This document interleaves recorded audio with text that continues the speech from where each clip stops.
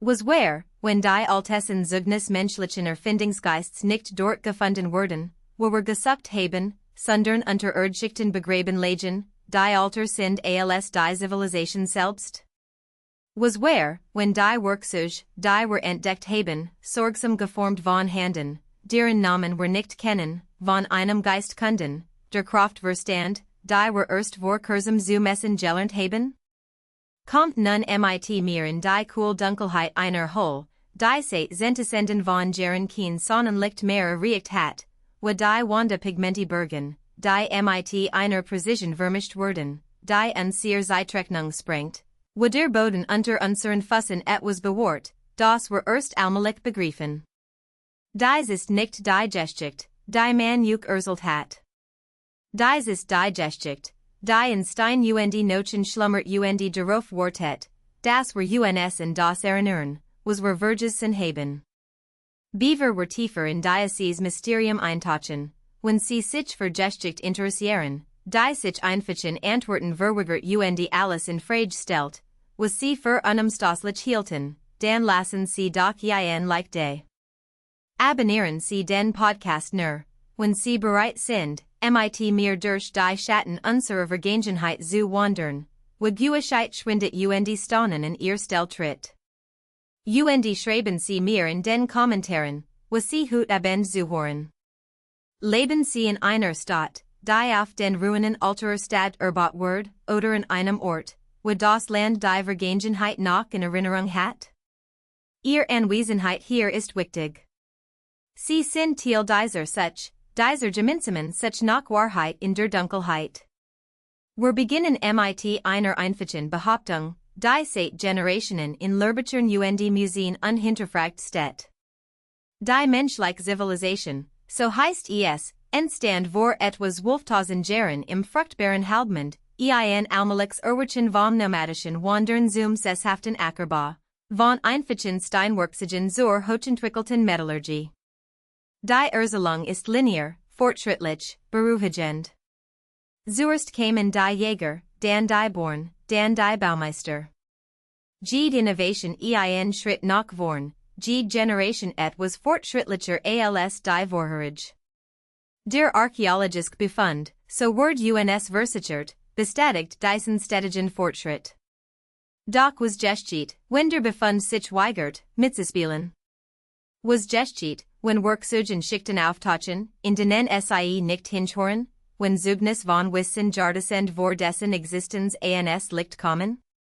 Im Sommer 1966 stießen Archäologen tief in der Ausgrabungsstadt Huitlaco nahe Valsequillo in Mexiko auf etwas, das eigentlich unmöglich schien, Steinwerkzeug, kunstvoll bearbeitet, beidseitig bearbeitet Werkzeug, eindeutig mit Bedacht gefertigt, eingebettet in geologische Schichten, die auf über 200.000 Jahr datiert waren. Nicht 12.000. Nicht 50.000. 200.000 Jahr, als der anatomisch modern Mensch nach allen uns bekannten Modellen Afrika noch nicht verlassen hat und Amerika ein Lehrbuhn war, die Affektur wartet, die erst in 180.000 Jahren eintreffen wurden. Die Werkzeuge wurden von mehreren Laboren mit verschiedenen Datierungsmethoden untersucht, wiederholt und analysiert. Thorium-Datierung, Tephra-Analyse, Geologische Korrelation, alles deutet auf dasselbe unmöglich Alter hin. Die Tragweite war erschütternd, unannehmbar. Die Fund wurden angezweifelt, marginalisiert als Anomalien, Fehler oder waren Renegungen abgetan. Doch die Werkzeuge bleiben, stumm Zeugen in Museumsdepots, und stellen ihr Frage über die Jahrhundert hinweg, hat uns erschaffen? Wessen Hand formten unser Kontren, wo doch eigentlich gar kein Hand hatten sein sollen? Betrachten wir einmal, was ein Werkzeug repräsentiert. Es ist nicht bloß ein Gegenstand, nicht einfach ein Scharfkanti oder ein beschwerter Stein. Ein Werkzeug ist ein schwerner Gedank, der für sich Bues abstrakten Denkens, von verstandenem und eingewohntem Seichwirkung zusammenhang. Die Herstellung eines beidseitig bearbeiteten Werkzeugs erfordert Planung, die Fähigkeit, die im Stein verborgen Form vor dem Inneren Auge zu sehen, Kenntnis der Bruchmechanik, von Winkeln, Crofton und Materialienchen.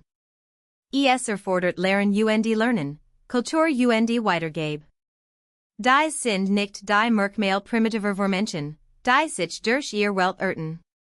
Die sind die Signaturen eines vollständiger Wachten, eines wahrhaft menschlichen Geists.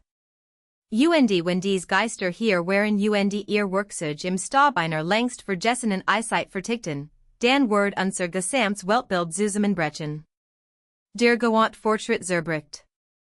Wir stunden die in den Trümmern unserer Gewissheit und Stelten fragen, die wir nicht beantworten wollen. Kommen Sie mit mir nun 1000 von Kilometern nach Norden und in die Zukunft, obwohl die Zeit selbst in dieser Landschaft zu verschwimmen droht. White Sands National Park, New Mexico, was sich die Gypsdunen wie Jefferin Wellen unter einem endlosen Himmel erstrecken. Im Jahr 2021 verkundeten Forscher, die in alten Seeboden Sedimenten erhalten Versteinert Fußabdruck analysierten, ein Nachricht, die archäologische Gemeinschaft erschüttert. Die Fußabdruck, menschlich Fußabdruck von Erwachsenen und Kindern, die gemeinsam durch nassen Schlamm gingen, wurden auf ein Alter zwischen 23.000 und 21.000 Jahren datiert. Wieder einmal eine Unmöglichkeit. Die Clovis-Kultur, die lang als die ersten Amerikaner galt, erreicht das Land vermutlich vor 13.000 Jahren und überquert die Bering-Landbruch, als die Gletscher zurückgingen. Dies Fußabdruck sind 10.000 Jahre alter als sie, entstanden, als gültig Eisschichten die Route aus Asien nach Versperrten, eine Zeit, in der die Reise unmöglich gewesen sein sollte. Die Abdruck sind klar, unmissverständlich, tief in die Versteinert Erde eingegraben und tragen die Spuren und den Gang von Menschen, die in unserer Zeitrechnung eigentlich nicht existieren dürften. Die wissenschaftliche Gemeinschaft reagiert erwartungsgemäß skeptisch. Datierungsfehler wurden vorgeschlagen, wären reine Gungen vermutet, alternative Erklärungen angeboten, verworfen und erneut präsentiert. Doch die Spuren bleiben bestehen, und mit innen Dutzend weiterer Fundstätten auf beiden amerikanischen Kontinenten, die auf ein menschlich Präsenz weit vor den gängigen Modellen hindeuten. Pedro Ferreira in Brasilien mit seinen bemalten Felsunterstanden und Holzkohle, die auf ein Alter von 30.000 Jahren oder mehr datiert ist. Monteverde in Chile, dessen Holzkonstruktionen und in Torf konserviert Heilpflanzen eine Besiedlung vor mindestens 14.500 Jahren, vielleicht sogar weit darüber hinaus, Belgien. Die Bluefish Caves im Yukon, wo bearbeitet Nochen auf menschliche Aktivität vor 24.000 Jahren schließen lassen. Jede Fundstat wird angezweifelt, jede Datierung umstritten, jedes Beweisstück von den Genigen, die in der etablierten Theorie festhielten, bis ins kleinste Detail zerpflückt. Doch das Muster bleibt bestehen, eine Ansammlung von Animalien, die sich nicht einfach als Erdem abten lässt. Etwas ist geschehen, das wir bisher nicht erklären konnten. Jemand war hier, ging, arbeitet und let, während unsere Lehrbücher behaupten, die Kontinente sind unbewohnt.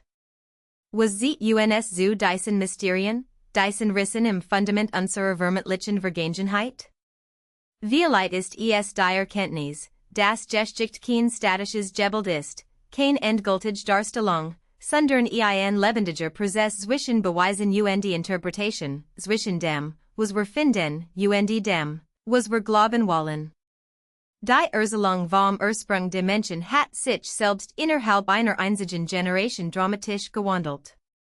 Als ihr Großeltern jung waren, galten Neandertaler als brutal Höhlenbewohner, als ausgestorben Randfiguren im Stammbaum der Menschheit. Heute wissen wir, dass sie Geschichte Handwerker, Künstler und sogar Seefahrer waren und dass ihr DNA in den meisten von uns weiterlet, ein genetisches Flüstern. Uralter Begenungen und Vermischungen. Was wir zu wissen glaubten, lost sich im Licht neuer Erkenntnis auf. Auch unsere heutigen Überzeugungen wurden sich auflösen und durch Erkenntnis ersetzt wurden, die were uns kaum vorstellen können. Das ist das Wesen der Entdeckung. Das ist die Demut, die nötig ist, wenn wir in die Tiefen der Vergangenheit vordringen. Betrachten wir das gängige Modell genauer, nicht es zu verspotten, sondern seine Struktur und seine Annahmen zu verstehen. Der vorherrschenden Theorie zufolge entwickelten sich anatomisch moderne Menschen vor etwa 200.000 bis 300.000 Jahren in Afrika. Dort blieben sie relativ isoliert, bis vor etwa 70.000 Jahren kleine Gruppen begannen, in den Nahen Osten auszuwandern und sich dann nach Europa und Asien auszubreiten. Schließlich erreichten sie vor etwa 65.000 Jahren Australien. Amerika, getrennt durch riesige Seen und Eis, blieb lang unbesiedelt und war nur in kurzen Zeitfenstern zugänglich, wenn der Meeresspiegel sank und Landbrücken entstanden. Die Beringstraße öffnet sich vor etwa 15.000 Jahren mit dem Rückgang der Gletscher und ermöglicht es den ersten Menschen, in ein unberührt, waldreich Wildnis vorzudringen. Dies ersten Amerikaner, die Clovis-Kultur, breiteten sich rasch nach Süden aus ihr charakteristischen Speerspitzen markierten ihren Weg. Innerhalb von etwa 1000 Jahren erreichten sie Führerland. Ein schon Geschichte, elegant in ihrer Einfachheit, gestützt durch Jahrzehntelange archäologische Forschung und genetische Modellierung. Doch wie alle schonen Geschichten beginnt auch dies zu bröckeln, wenn man sie zu genau unter die Lupe nimmt und neue Erkenntnis sich weigern, in das etabliert Muster zu passen. Die DNA erzählt ein rätselhaft Geschichte, die so rätselhafter Word, genauer wir hinhören. Genetische Studien indigener Bevölkerungsgruppen Nordamerikas offenbaren mehrere Grundlinien und Migrationswellen zu unterschiedlichen Zeiten, die teilweise tausend von Jahren auseinanderliegen. Der Großteil der Abstammung lässt sich, wie vom Bering Landbrückenmodell vorhergesagt, auf ostasiatische und sibirische Bevölkerungsgruppen zurückführen. Doch es gibt Ausreißer, genetische Signale, die sich nicht nahtlos in dieses Schema einfügen. Einige südamerikanische Bevölkerungsgruppen tragen Spuren einer Abstammung, die enger mit australasiatischen und melanesischen Völkern verwandt ist, ein genetischer Signator, die in Nordamerika nirgends zu finden ist.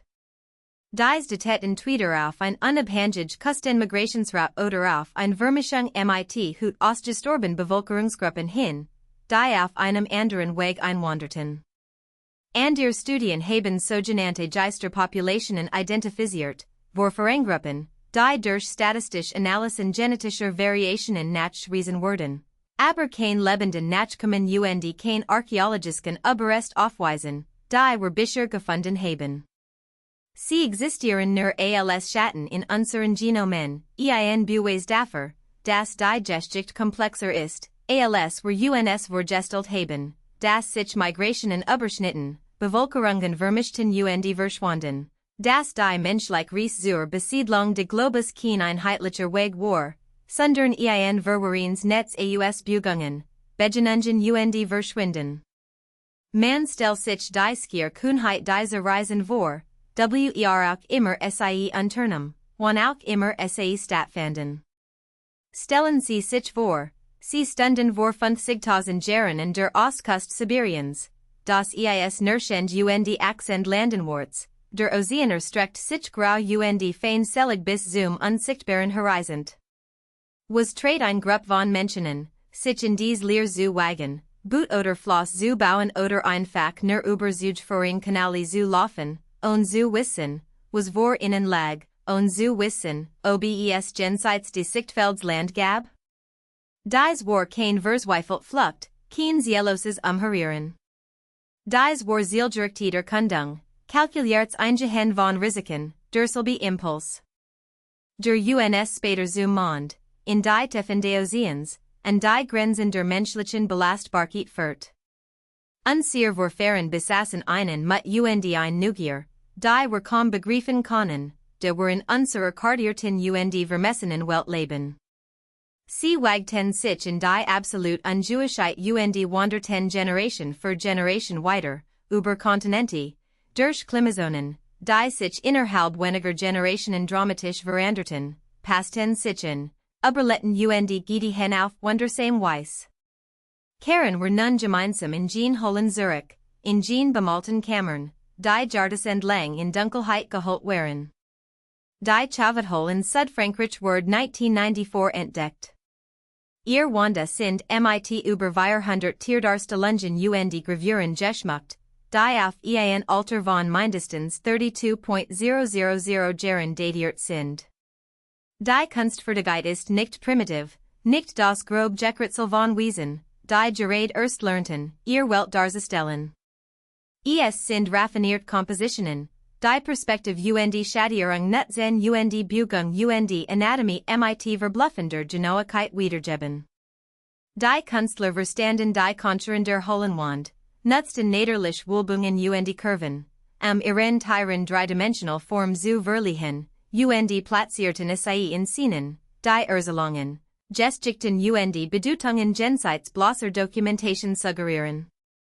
Die Pigmente selbst zugen von Kenntnissen der Chemie, vom Mischen von Mineralien und Bindemitteln, bestimmt Farben und Konsistenzen zu erzielen, von Vorbereitungs- und Anwendungstechniken, die in der europäischen Kunst erst Jahrtausend später wiederentdeckt wurden sollten. Die Radiokohlenstoffdatierung der in den Zeichnungen verwendeten Holzkohle bestätigt Alter, ebenso wie die Thoriumdatierung des Kalzits, der sich über den Malerienbildet und sie in Stein versiegelt. Das ist unbestritten. Das ist ein anerkannte Tatsache. Und doch zwingt es uns einer unbequemen Realität zu stellen. Vor 32.000 Jahren schufen die Menschen Kunstwerk, die sich in Qualität und Raffinesse nicht von Werken späterer Epochen unterschieden. Das Potenzial war vorhanden, weil entwickelt und war darauf, genutzt zu werden. Doch wir suchen nun nach etwas Spezifischerem, etwas, das mit unserem Titel und der Idee der Kraftmessung, die Newton erst im 17. Jahrhundert formalisiert, in Resonanz steht. Wir müssen tiefer blicken, in die Struktur dessen, wie dies alten Völker mit ihrer Welt interagierten, was sie beobachten, berechneten und was sie auf vergendien Weiss wissen. Die Beweise sind verstrut, fragmentiert und umstritten, aber sie existieren, wenn wir bereit sind, sie zu sehen. Megalithbauten rund den Globus, Jahrtausend vor den Pyramiden errichtet, weisen astronomisch Ausrichtungen auf, die so präzis sind, dass sie nur durch Generationen sorgfältiger Beobachtung und mathematischer Berechnung erreicht werden konnten.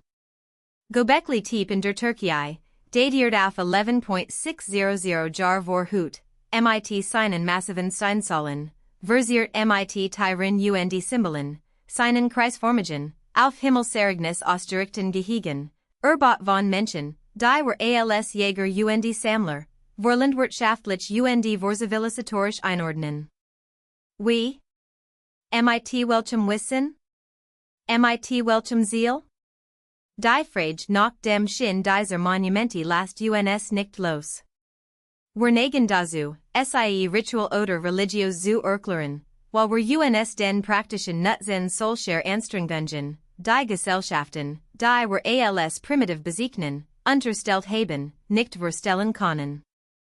Doch was wäre, wenn wir die Dinge aus einem anderen Blickwinkel betrachten würden? Was, wenn das Ritual aus praktischen Erwägungen entstand, aus beobachten Phänomenen, die einer Erklärung bedürften, aus Messungen, die im einzigen verfügbaren dauerhaften Medium, Stein, vorgenommen und festgehalten wurden?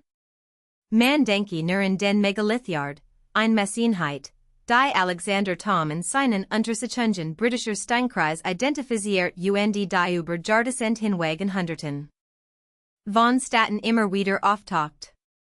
Es handelt sich nicht eine zufällige Anordnung von Felsblocken. Es war Standardisierung, Mathematik, ein gemeinsames Messsystem, das kulturelle Kontinuität und überliefertes Wissen impliziert. Warum sollten Menschen vor der Schrift eine solche Präzision benötigten? Es sei denn, sie maßen etwas, das dies Präzision erfordert, verfolgten etwas, das für Übelben oder Verständnis der Welt von entscheidender Bedeutung war. Die Menheier von Karnak in der Bretagne, über 3000 in der Zahl, Kilometer weit in Rehen Eingernet, ausgedrückt auf Sonnen Mundphasen, entstanden vor 5 bis 3000 Jahren. Wandert man im Morgengrauen zwischen ihnen, spürt man nach Hut Wirkung, wie sie den Wechsel der Jurazeiten markieren, die Zyklen von Aussat ernt, Leben Tod. Doch sie leisten noch viel mehr. Die Stein schaffen Sichtlinien, berechnen Winkel, sagen Finsternis voraus kodieren in Anordnung Informationen über die Bewegungen der Himmelskörper mit einer Genauigkeit, die nicht auf zufällige Beobachtung, sondern auf systematisch, generationen übergreifend Verstung schließen lässt. Es waren Observatorien, dauerhaft Aufzeichnungen gesammelter Daten, Steinern Computer, die Realitäten berechneten, die ihr nicht direkt wahrnehmen, aber dennoch irgendwie verstanden. Die Zugrundeligend Mathematik erfordert abstracts den Kenntnis in Geometrie und Trigonometrie sowie die Fähigkeit, Konstruktionen zu planen und auszuführen, die ihr Skopfer Jahresend überdauern werden. Dies ist nicht die Arbeit einfächerborn, die Zeit vertreiben. Dies ist Wissenschaft, in Granit gegossen und nach den Sternen ausgedrückt. Last uns noch einen Schritt weitergehen, in Bereich, wo die beweislich noch umstrittener Word, wo die etabliert Archäologie schweit wo uns in Gefilden begeben, die von Skepsis Spot bewatcht werden. Es gibt sorgfältig anerkannte Forscher, die antike Bauwerk untersucht technisch Lösungen gefunden haben, die sehr Erwartungen und die angegebenen Zeitraum zu übertreffen scheinen.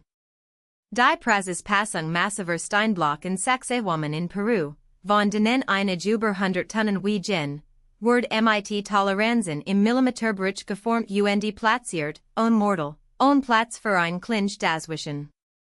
Die gängige Erklärung spricht von Bronzewerkzeugen, Holzwalzen immenser Handarbeit. Doch wenn Ingenieur Hut versuchen, dies Methoden nachzuahmen, gelingt es ihnen kaum, auch nur einen Bruchteil der Präzision des Originals zu erreichen.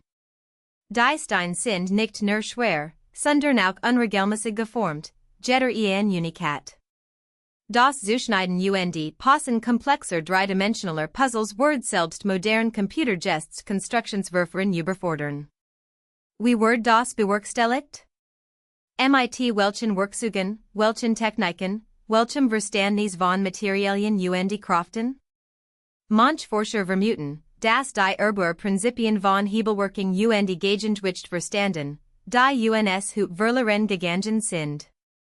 Sie glotten, über Kenntnis in Akustik und Resonanz verfügt zu haben, die es ihnen ermöglichten, massiv Gewicht mithilfe von Schall und Vibration zu bewegen, Methoden, die zwar fantastisch klingen, deren theoretische Plausibilität aber durch Experiment bestätigt wird.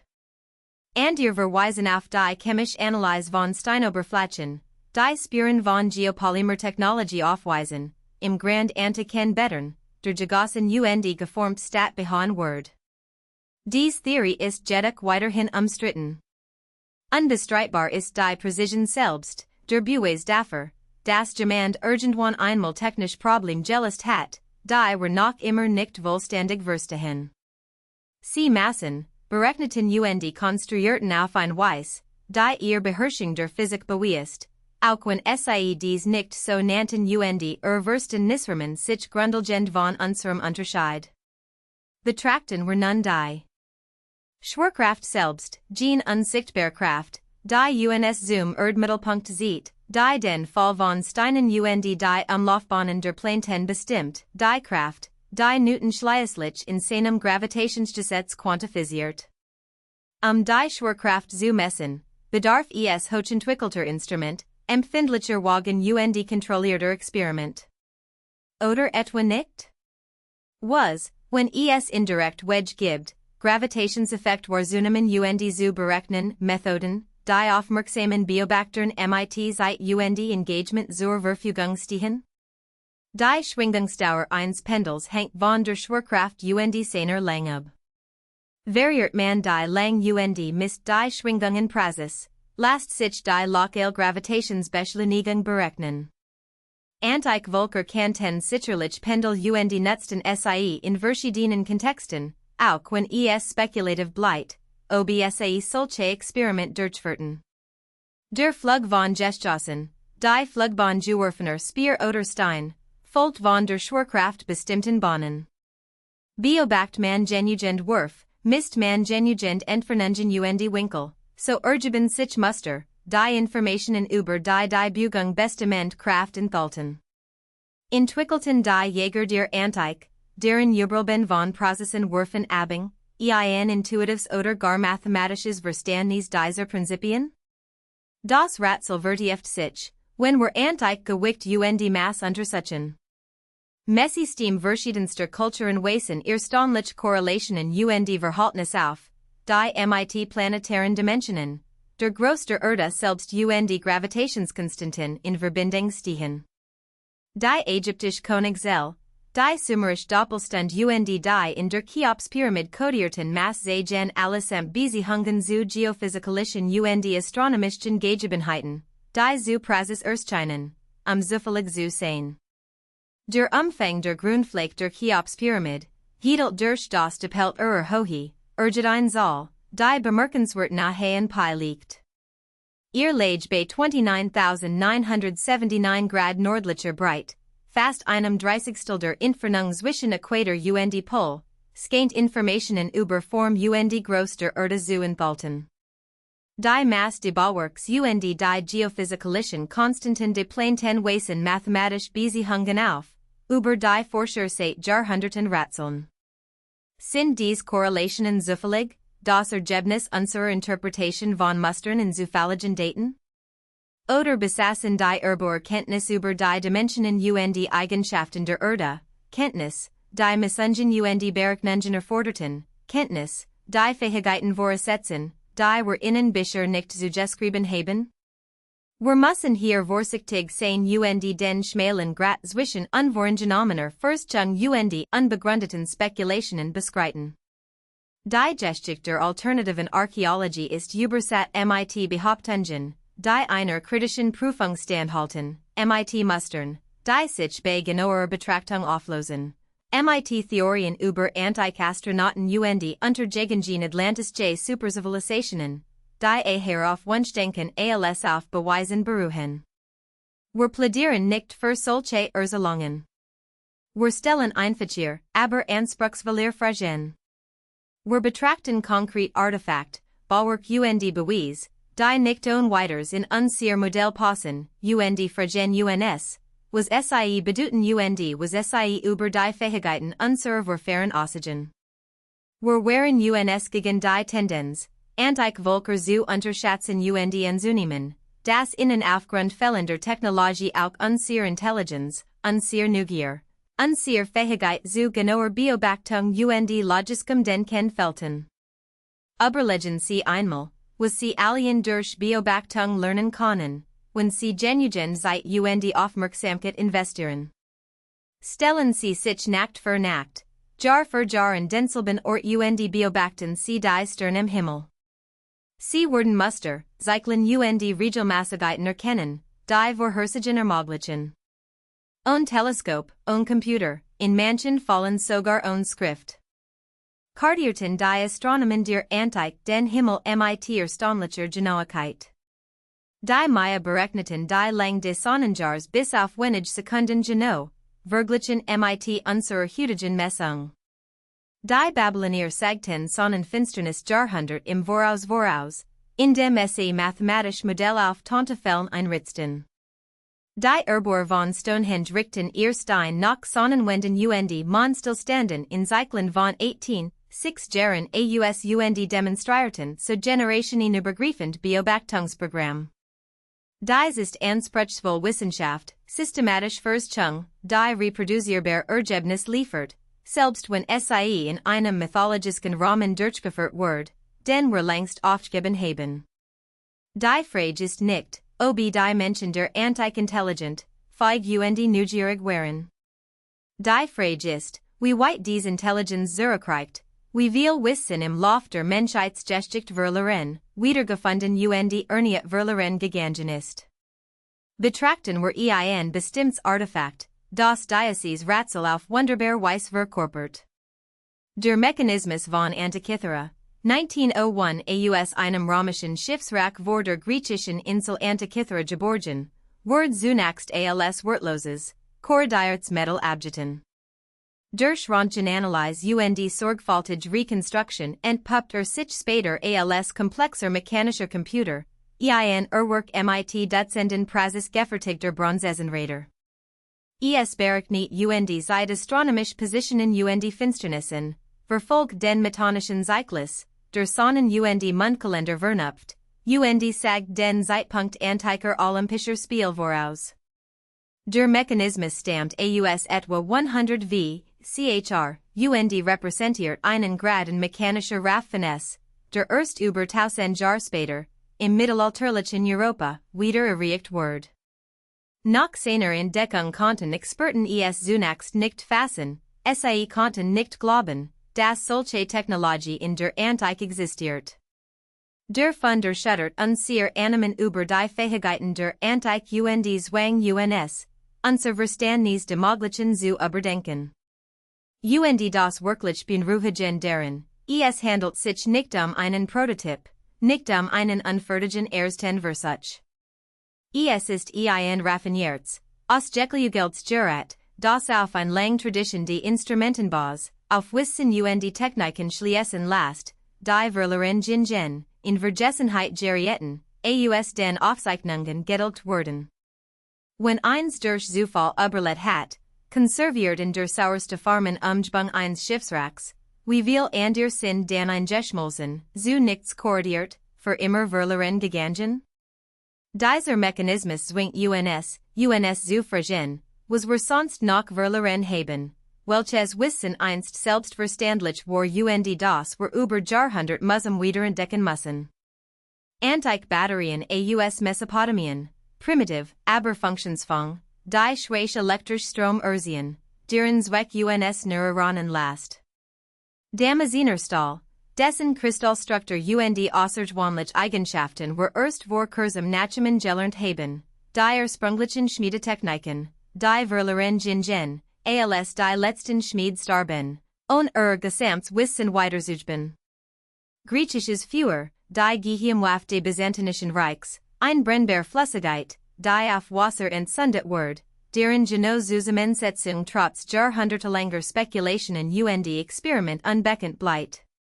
Das sind kein Mythen, sondern dokumentiert Technologien, die existierten und verschwanden und uns mit Fragmenten zurückließen, mit denen wir versuchen, das Wissen unserer Vorfahren zu rekonstruieren.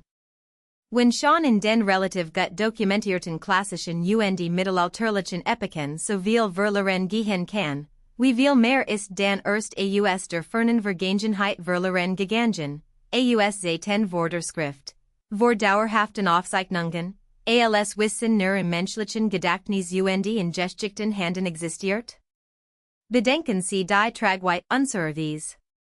Wenn die kognitiven Fähigkeiten des Menschen, die Grundlage unseres Gehirns, ihren heutigen Stand vor 50.000 Jahren oder mehr erreichten, dann ist die entscheidende Variable im Lauf der Geschichte nicht Intelligenz, sondern das eingesammelte Wissen, die kulturell weitergebe und die Fähigkeit, auf den Entdeckungen vorheriger Generationen aufzubauen.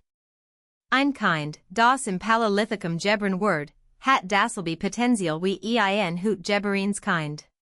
Setzt man sie in unterschiedlich umgebunden, gibt man ihnen andere Werkzeuge und Lehrer, erreichen sie zwar unterschiedlich Dinge, aber die zugrundliegende Fähigkeit ist identisch. Das bedeutet, alles, was wir uns vorstellen können, konnten sie sich auch vorstellen. Alles, was wir beobachten können, konnten sie auch beobachten.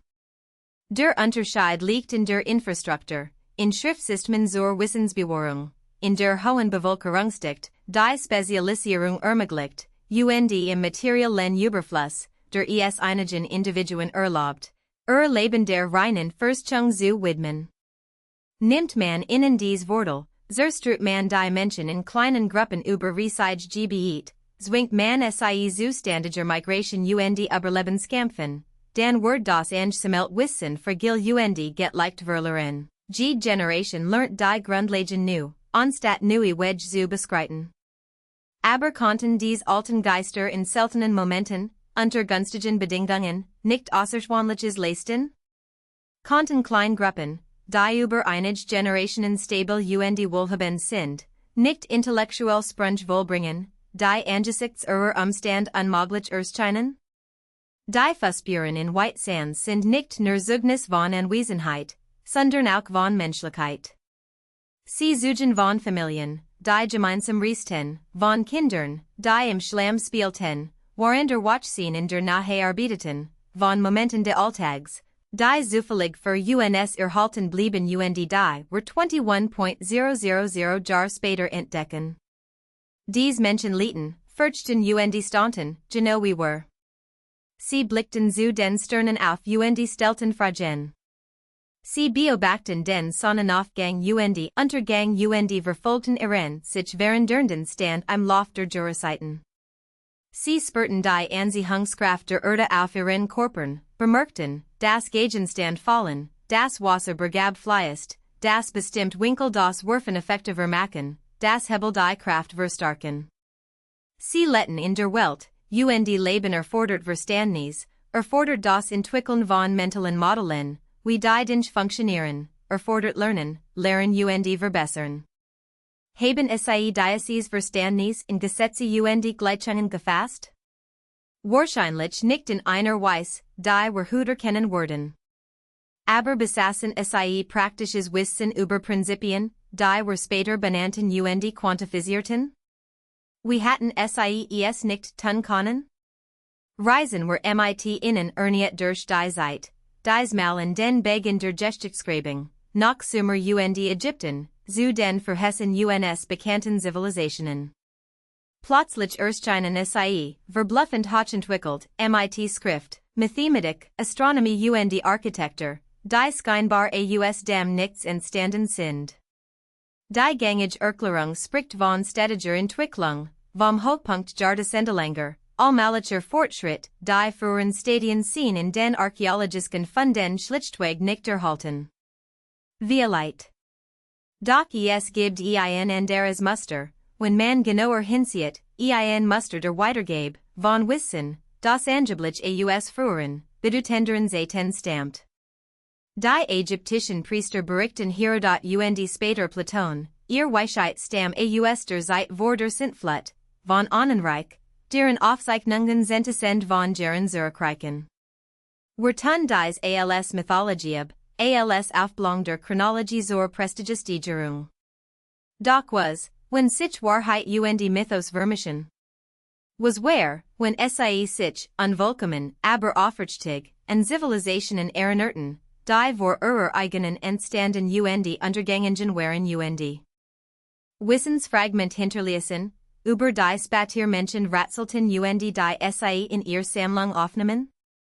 Die sind Flutmithen selbst verdienen Beachtung, nicht weil wir ein einzig global Flut glauben, sondern weil sie in Kulturen rund den Globus vorkommen, getrennt durch Sehen und Jahresend, und alle dasselbe Grundlegend Erieines beschreiben, ein Zeit, in der die Wasser stiegen und die Welt überfluteten, in der nur wenig überlebten, sie wieder aufzubauen. Die geologischen Aufzeichnungen zeigen einen dramatischen Meeresspiegelanstieg am Ende der letzten Eiszeit, der vor etwa 15.000 Jahren begann und sich über mehrere Jahrtausende streckt, mit einigen besonders schnellen Anstiegen. Während dieser Zeit stieg der Meeresspiegel über 100 Meter, über 300 Fuß, überflutet White Küstenebenen, verwandelt Halbinseln in Inseln und verschwand in ganzen Landschaften unter den Wellen. Wenn Menschen in diesen Küstenregionen letten, und wissen, dass es taten, die Küsten reichhaltige Ressourcen beiten, dann erletten dies Bevölkerungsgruppen ein katastrophale Vertrübung und müssen mit ansehen, wie ihr Welt über Generationen hinweg buchstäblich im Wasser versank. Die Überlebenden, die sich ins Landesinnere zurückzogen, trugen Geschichten mit sich, Geben Erinnerungen und Verlorene Länder, Violeit Verlorene Stadt und Verlorene Lebensweisen weiter.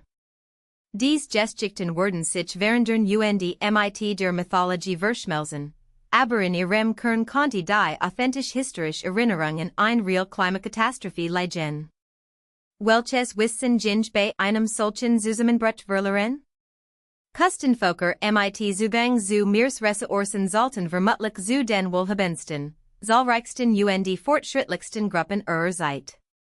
Handelsnetz entlang der Küsten verbinden weit voneinander entfernt Regionen und ermöglichen den Austausch von Ideen und Technologien. Hafenstadt, sofern sie in jener fernen Vergangenheit existierten, waren Zentren der Innovation und des Wissens. Wurden dies Orte versinken und ihr Bewohner sowie deren angesammeltes Wissen mit sich reißen, blieben uns nur Verstrut-Gruppen im Landesinneren, Überlbend, dies war Fragment bewahren konnten, aber den vollständigen Kontext und das umfassend Verständnis vermissen. Die Diskontinuität, die wir im archäologischen Befund beobachten, das scheinbar plötzlich Auftauchen von Zivilisationen, konnte in Wirklichkeit ein Wiederaufleben darstellen, der langsame Wiederaufbau von Bevölkerungsgruppen, die einst das Niveau erreicht hatten, das sie oder ihr Vorfahren einst erreicht hatten. Zugegeben, dies ist spekulativ, aber eine Spekulation, die auf der Realität des dramatischen Klimawandels und seinen bekannten Auswirkungen auf die menschliche Bevölkerung basiert. Verankern wir das in etwas Konkretem, etwas Messbarem. Die Nazca-Linien in Peru, dies riesigen Geographen, die in den Wassenbaden geritzt sind, manch hundert von Metern lang, sind Tier und geometrisch Formen, die nur aus der Luft sichtbar sind. Sie wurden zwischen 500 v. Chr. und 500 n. Chr. von der Nazca-Kultur geschaffen, und ihr Zweck ist bis heute umstritten, Ritualwedge, astronomisch Kalender, Wasserorakelkarten, allesamt Vorschläge, von denen keiner vollends überzeugt. Doch konzentrieren wir uns auf die Ingenieurskunst, darauf, wie sie entstanden sind. Die Linien verlaufen bemerkenswert gerade durch eine Beans gelande und behalten ihre Ausrichtung über Kilometer hinweg bei. Ein solche Präzision erfordert oft Vermessungstechniken, Sichtlinien und Messinstrument sowie mathematische Planung und Ausführung. Die Nazca hatten kein Luftaufnahmen, ihr Arbeit zu überprüfen, doch die Proportionen bleiben auch aus der Luft korrekt, was darauf hindeutet, dass sie mit Maßstabsgetruen Planen arbeiteten oder Techniken beherrschten, Großentwurf vom Boden aus mithilfe geometrischer Prinzipien zu erstellen. Das ist angewandt Mathematik, praktisch Geometrie, das Wissen Verhältnis und Maßstab. Die Gesellschaft, die sie hervorgebracht hat, besaß zwar kein im heutigen Sinn erkennbare Alphabetisierung, verfügt aber eindeutig über fortgeschrittene technische Fähigkeiten. Oder man denke an die polynesischen Seefahrer, die den riesigen Pazifik besiedelten und tausend von Kilometern in Doppelrumpf keines über den offenen Ozean zurücklegten, Abgelegenen Inseln zu erreichen, die nur durch den leeren Horizont voneinander getrennt waren. Sie navigierten ein Instrument, in dem sie Stern, Wellenmuster, Wokenformationen und das Verhalten von Vogeln beobachten und auf überliefertes Wissen zurückgriffen, das in Gesängen und Liedern sowie in praktischer Erfahrung kodiert war. Sie verstanden Meeresströmungen, saisonale Wind und die Bewegung von Himmelskörpern und konnten Längen und Breitengrade mit Methoden berechnen, die intuitiv, ja sogar mystisch erscheinen, sich aber in stringent Tests als Praxis und zuverlässiger Reason haben. Dies hochentwickelten Ozeanographen und Astronomen arbeiteten ohne Schrift und ohne Metalworksige und vollbrachten dennoch Navigationsleistungen, die europäische Seelut mit Kompass und Sextant zunächst für unmöglich hielten. Die Europäer nahmen bei der Beginnung mit Dyson in Selbewohnern, dies sind zufällig dorthin gelangt, von den Strömungen getrieben worden und hatten solche Entfernungen niemals absichtlich zurückgelegt. Dies einem offenbar europäisch, nicht polynesisch, Begrenztheit. Das indigene Wissen war umfassend, Praxis und in jeder Hinsicht wissenschaftlich, auch wenn es nicht auf europäisch Weise formalisiert wird. Warum kehren wir immer wieder zu diesem Thema zurück, zu diesem Beharren auf der Anerkennung antiker Wissenschaft? Weil es für die tieferliegende Frage, die uns beschäftigt, von zentraler Bedeutung ist, wie lang schon beobachten, vermessen und entwickeln Menschenmodell, ihr Welt zu erklären und vorherzusagen? Wenn bereits in der jüngeren Vorgeschichte, bei den Polynesiern, den Nazca-Zeremonienborn und den Erbauern der Megalithamnigen, so Ostprechts Verstandnis existiert, warum nicht auch schon früher? Warum sollte man einen Endpunkt nehmen, einen Zeitpunkt, vor dem Menschen zu solchem Denken unfähig gewesen wären? Die biologischen Voraussetzungen wären vorhanden, Intelligenz, Neugier und die Fähigkeit zur Mustererkennung, die Wissenschaft erst ermöglichen. Die Herd ist kultureller und technologischer Natur, die Fähigkeit, Wissen zu bewahren und weiterzuspenden. Doch selbst dies Herd ist niedriger, als wir oft nehmen. Mundliche Überlieferungen können erstaunlich Menschen und Informationen über unzählige Generationen hinweg bewahren.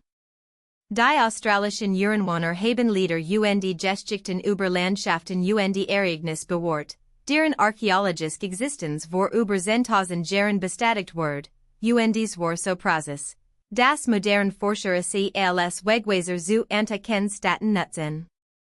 Wissen, das in Geschichten, Leidern und Ritualen, in der Anordnung von Steinen und der Ausrichtung von Bauwerken kodiert ist, kann viel länger bestehen, als wir ihm zutrauen, und kann die Lücken zwischen Aufstieg und Fall von Zivilisationen überbrücken.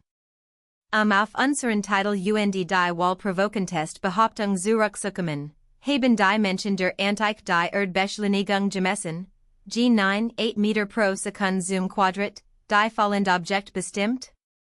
Verstanden sie als Kraft, als Anziehungskraft zwischen Massen? Wahl in diesem Sinn, nicht mit diesem Denkmuster. Aber beobachten sie ihr Auswirkungen Praxis? Besigen sie dieses Verstandnis in ihr Konstruktionen und Berechnungen ein?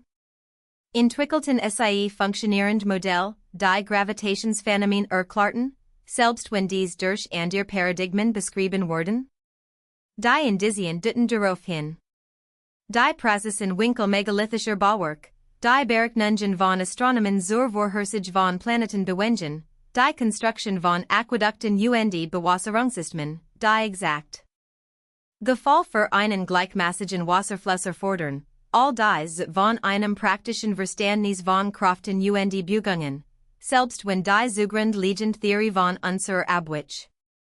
Wissenschaft bedeutet im Kern, Ergebnis vorherzusagen, funktionierend Modell zu entwickeln.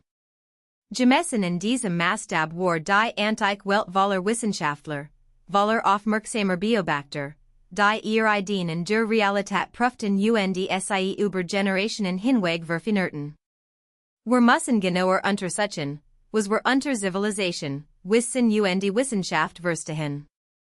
Dies Begriff sind mit Annahmen behaftet und rufen Bilder von Universitäten, Laboren, wissenschaftlichen Publikationen, weißen Kitteln, Peer Review und mathematischer Notation hervor. Doch was bleibt übrig, wenn wir den äußeren Schein, die institutionellen Strukturen, beiseite lassen? Neugier. Beobachtung. Der Drang zu verstehen, zu erklären und vorherzusagen. Dies sind universell menschliche Eigenschaften, die sich in jeder Kultur und zu jeder Zeit finden. Ein paläolithischer Jäger, der das Verhalten von Tieren an seiner Fahrtenlasierverfahrung vorhersagt, betreibt Wissenschaft.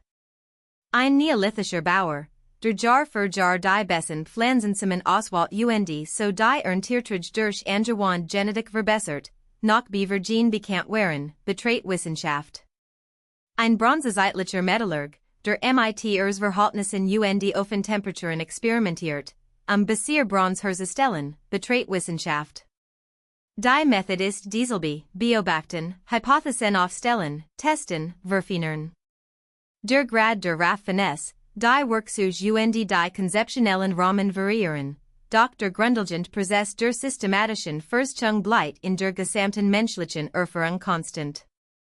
Was wir hier erleben, ist eine Form von zeitlicher Provinzialität, die einem, unserer Zeit sei einzigartig aufgeklärt, wir hatten endlich die Dunkelheit von Aberglauben und Unwissenheit überwunden, die alle vorherigen Zeitalter prägte. Das ist trostlich, ja sogar schmeichelhaft, aber nachweislich falsch. Menschen in jeder Epoche hielten sich im Vergleich zu ihren Vorgängern für aufgeklärt. Die Römer sahen in den Griechen die waren Philosophen und bezeichneten die vorklassischen Völker als Barbaren. Die Griechen beanspruchten Ägypten als Quelle uralter Weisheit. Die Ägypter verwiesen nach weiter zurück, auf die Zeit vor der Sintflut, auf Götter, die als Menschen auf Erden wandelten.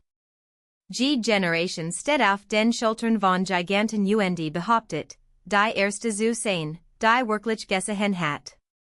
Vielleicht ist es in der Zeit zuzugeben, dass die Giganten tiefer reichen, als redakten, dass die Schultern, auf denen wir stehen, auf den Schultern früher Generationen verhen und in ein Vergangenheit zurückreichen, die komplexer und reicher ist, als unser Modell es zulassen.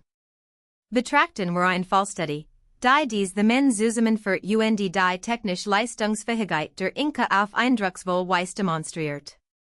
Das Straßennetz der Inka erstreckt sich über 40,000 Kilometer durch einige der anspruchsvollsten Gebiete der Welt, Gebirge, Wassen und Dschungel, und Word on Rad, on Eisenwerkzeuge und on Schrift zur Koordination der Arbeiten errichtet. Die Straßen selbst sind ingenieurtechnisch Meisterwerk, in Felswand gehauen, überschluckten mit Praxis angeordneten Steinen gebaut, mit Entwasserungssystemen, Treppen und Raststätten in festgelegten Abständen ausgestattet.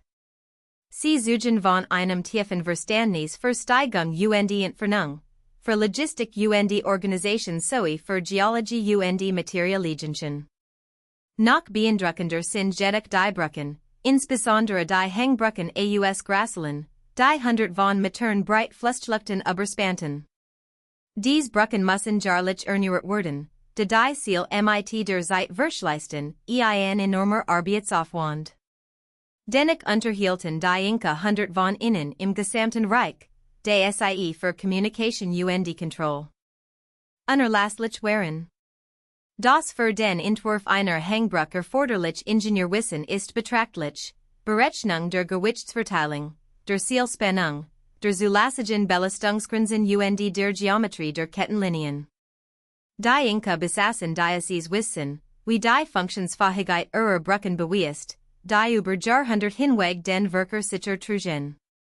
Sie stellten keine Gleichungen auf und formalisierten die Mathematik nicht in einer uns bekannten Weise, sondern lassen dieselben Problem durch Beobachtung, Experiment und Gesammelerfahrung. Dieses Muster wiederholt sich in der gesamten antiken Welt. Der römische Bädern, der den modernen Bädern überdauert hat und in 2000 Jahr alten Bauwerken noch immer steht, während modern Gebäude noch Jahrzehnten zerfallen, enthielt Vulkanasch in Praxis berechneten Verhältnissen. Dadurch entstand ein Material, das haltbarer ist als das, was wir üblicherweise verwenden. Das Rezept ging nach dem Untergang Roms verloren und wird erst vor kurzem durch chemische Analysen antiker Bauwerk wiederentdeckt. Römische Ingenieur wussten durch Versuch und Beobachtung, welche Verhältnis am besten funktionierten und welche Zusätze bestimmt Eigenschaften verbesserten, Wissen, dessen Wiedererlangung uns Jahrhundert kostet. Der bereits erwähnte Damasenerstil mit seinen charakteristischen Wellenmustern und seiner legendären Scarf enthielt Kohlenstoffnanoren in seiner Struktur, mikroskopische Strukturen, die wir erst mit der Elektronenmikroskopie sichtbar machten. Dennoch stellten mittelalterliche Schmied sie durch sorgfältig Kontrolle der Schmiedetemperatur und Technik immer wieder her. Sie wussten nichts von Nanorohren, verstanden die Chemie auf atomarer Ebene nicht, aber sie wussten, dass Verfahren funktioniert, wussten, wie sie die gewünschten Ergebnisse erzielten, und hatten sich über Generationen durch Übung und Verfeinerung ein praktisches Wissen angeeignet. Verschieben wir dieses Muster nun noch weiter zurück in die Steinzeit, in perioden, in denen die Beweislich Bruchstückhaft und umstritten ist. Ist es wirklich so abwegig, dass einige Paläolithische Gruppen, die über einige Generationen stabil und wohlhabend waren, in ihrem geologischen Umfeld ähnlich Fortschritt erzielten und ein tiefgreifendes Verständnis in für ihr Leben relevanten Bereichen erlangten? Sie besaßen zwar keine Metallurgie und keine Schrift, aber ihnen standen Werkzeuge und Materialien zur Verfügung, und sie konnten Phänomen beobachten und beeinflussen. Die Akustik von Hohlen, die Eigenschaften von Pigmenten und Bindemitteln, die Bruchmechanik von Gestien, das Verhalten von Wildtieren, die Muster von Sternen und Jurassiten, all dies Bereich boten Möglichkeiten für systematische Studien und die Anhafung von Wissen. Ein Teil dieses Wissens ging verloren, als Gruppen wanderten, unter Gingen oder von anderen assimiliert wurden. Anderes blieb erhalten, codiert in Praktiken und Traditionen, und bildet die Grundlage für spätere Wiederentdeckungen. Die genetischen Beweise weiteren Dieses Bild und ditten auf weitaus komplexere Bevölkerungsbüngen und Vermischungen hin, als ursprünglich annahmen. Der moderne Mensch hat früher Homininen nicht einfach verdrängt und ist nicht über die Welt gefegt und hat ein Spur der Ausrottung hinterlassen. Wir haben uns mit Neandertalern, Denisive Menschen und wahrscheinlich auch mit anderen archaischen Populationen vermischt, die wir noch nicht identifiziert haben. Das waren keine hirnlosen Bestien, sondern intelligent Wesen mit eigenen Kulturen und eigenem angesammelten Wissen. Wenn sich Populationen vermischten, vermischt sich auch Wissen. Ideen und Techniken wurden ausgetauscht, verglichen, noch nutzen übernommen oder verworfen. Dieser Prozess dauert 100.000 von Jahren, länger als uns gesichert Aufzeichnungen vorliegen, länger als wir in uns verstellen können. Wie viel wird in diesem unermesslichen Zeitraum gelernt, vergessen und wieder gelernt? Wie viel? Zyklen von Aufstieg und Fall haben sich ereignet und nur die schwachsten Spuren hinterlassen, über die wir ratzeln können? In der modernen Denkweise besteht die Tendenz, Geschichte als einen einfachen Aufwärtstrend zu betrachten, einen Pfeil, der von der primitiven Vergangenheit über die oft klar Gegenwart in ein utopische Zukunft zeigt. Dies Erzählung beruht uns und versichert uns, dass wir, ungeachtet unserer Problem, auf dem richtigen Weg sind, das Fortschritt unvermeidlich und stetig ist. Doch das tatsächliche Muster der Menschheitsgeschichte ist weitaus komplexer, weitaus cyclischer. Zivilisationen entstehen und vergehen. Wissen sammelt sich und geht verloren. Technologien entstehen und geraten in Vergessenheit. Die Bibliothek von Alexandria brannte nieder und riss unzählige Werke antiker Wissenschaft und Philosophie mit sich, die wir nie wiederfinden wurden. Das Römische Reich zerfiel und stürzte Europa in Jahrhundert, in denen die Alphabetisierung zurückging, die technischen Fähigkeiten verkümmerten und das in Klostern bewahrt Wissen nur durch Zufall und engagiert Bemühungen überlädt. Die Maya Zivilisation mit ihrer hochentwickelten Schrift, Mathematik und Astronomie brach im 9. Jahrhundert zusammen, ihr Stadt wurden verlassen, Wissen ging größtenteils verloren, bis modern gelehrt es Museum an fragmentarischer in Schriften rekonstruieren. Dies sind kein antiken Ausnahmen, sondern das Muster. Fortschritt ist nicht garantiert. Wissen ist zerbrechlich. Was eine Generation aufbaut, kann die nächst verlieren. Wenn dies in historischen Epochen mit Schrift, Institutionen und hoher Bevölkerungsdicht möglich ist, wie viel leichter Geske es dann erst in der Vorgeschichte? Ein talentiert Gruppe entwickelt Ostphil Techniken zur Steinbearbeitung, zur Vorhersage von Wildbewegungen und zur Navigation an der Stern. Sie gediehen und geben Wissen über Generationen in ihr Kinder weiter. Dan ändert sich das Klima, das Wild verschwindet, und sie sind gezwungen, in neue Gebiete abzuwandern, wo spezialisiertes Wissen weniger anwendbar ist. Innerhalb weniger Generationen, wenn die Alteren sterben und das unmittelbar Übrelben im Vordergrund steht, Gehen die subtilen Techniken verloren, worden wären Fakt und Vergessen. Spatier Volker in derselben Region finden möglicherweise Spuren der Arbeit der früheren Gruppe, Rätseln über Artefakt, die ihnen zu fortschrittlich erscheinen, und integrieren einige Fund in ihr eigenen Praktiken, und den vollständigen Kontext zu verstehen. So erodiert Wissen, so können Fähigkeiten im archäologischen Befund auftauchen und wieder verschwinden und hinterlassen uns Animalien und Rätsel. Doch es gibt eine weitere Möglichkeit, die wir in Betracht ziehen sollten, ein vielleicht optimistischer, je nach Perspektive aber auch beunruhigendere. Was wär, wenn sich Wissen nicht einfach linear anhäuft, sondern vielmehr oscilliert, bestimmt Niveaus erreicht, wieder abfällt und erniet ansteht? Entstand so ein Muster, das über sehr lang Zeitraums war tendenziell ansteht, in kürzeren Zeitraumen aber dramatische Schränkungen aufweisen kann. Was wär, wenn die Menschheit wiederholt ein Niveau der Komplexität erreicht hat, das wir als hochentwickelt bezeichnen würden, sicherlich nicht unser eigens, nicht das einer industrialisierten technologischen Zivilisation, aber dennoch weit über das hinaus, was wir zutrauen, nur dies Fortschritt durch Katastrophen, Klimawandel, Krankheiten, Krieg oder schlichten kulturellen Zusammenbruch zu nichtigmacht zu sehen? Die von uns untersuchten Beweis, die unjünglich frühen Werkzeuge, die hochentwickelt Ingenieurskunst der Antike, das astronomische Wissen, das der vermeintlichen Zivilisation vorausging, all dies passt zu einem Muster wiederholten Erfolgs und Verlusts, eines menschlichen Potenzials, das sich immer dann entfaltet, wenn die Bedingungen es zulassen, und dann von den harten Realitäten des Daseins in einer instablen Welt zurückgedrängt wird. Betrachten wir die jüngere Dreiezeit, ein plötzlich Klimumker vor etwa 12.800 Jahren, genau am Ende der letzten Eiszeit, als die Erwärmung bereits im Gange war. Die Temperaturen sanken erneut drastisch, die Gletscher rückten wieder vor, und der Erwärmungstrend wurde für über 1000 Jahre unterbrochen, bevor sich fortsetzt. Die Ersatz ist noch immer umstritten, zu den vorgeschlagenen Mechanismen sollen die Störung von Meeresströmungen durch Gletscherschmelzwasser, Vulkanausbruch und sogar der Einschlag eines Kometen über Nordamerika, der Waldbrand auslöst und Trümmer in die Atmosphäre schludert, welch die Atmosphäre abkühlten. Was auch immer die Ersatz war, die Auswirkungen auf die menschliche Bevölkerung waren katastrophal gewesen.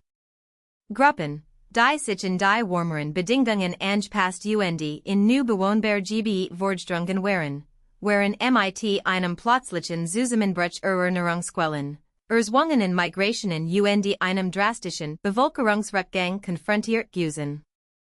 Falls es in der Übergangszeit zwischen Eiszeit und heutigem Klima hochentwickelt Kulturen gab, hat die jüngere Dreiezeit dies vernichtet, einen Großteil ihrer materiellen Kultur ausgelöscht und die Überlebenden in Ranggebiet verstrut.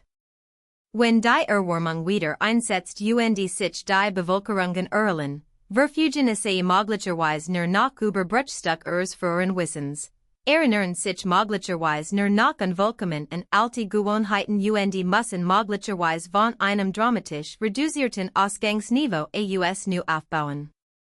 Dies ist kein rein Spekulation, es gibt archäologisch Beleg für die Reaktionen der Menschen auf die jüngere Dreiezeit. Die Natufian Kulturen der Levant, die mit dem Anbau von Wildgetreide experimentiert hat, skeint angesichts der sich verschlechternden Bedingungen ihr sesshaft Lebensweise aufgeben und zur mobilen Jagd und zum Sammeln zurückgekehrt zu sein. Erst später, als sich das Klima stabilisiert, nahm sie den Ackerbau wieder auf. Göbekli Tepe, die geheimnisvolle Stadt, die wir bereits erwähnten, wurde kurz nach dem Ende der jüngeren Dreiezeit erbaut. Bau konnte ein Wiederaufleben organisatorischer Fähigkeiten und astronomischer Kenntnis nach den Wirren der Zeit darstellen.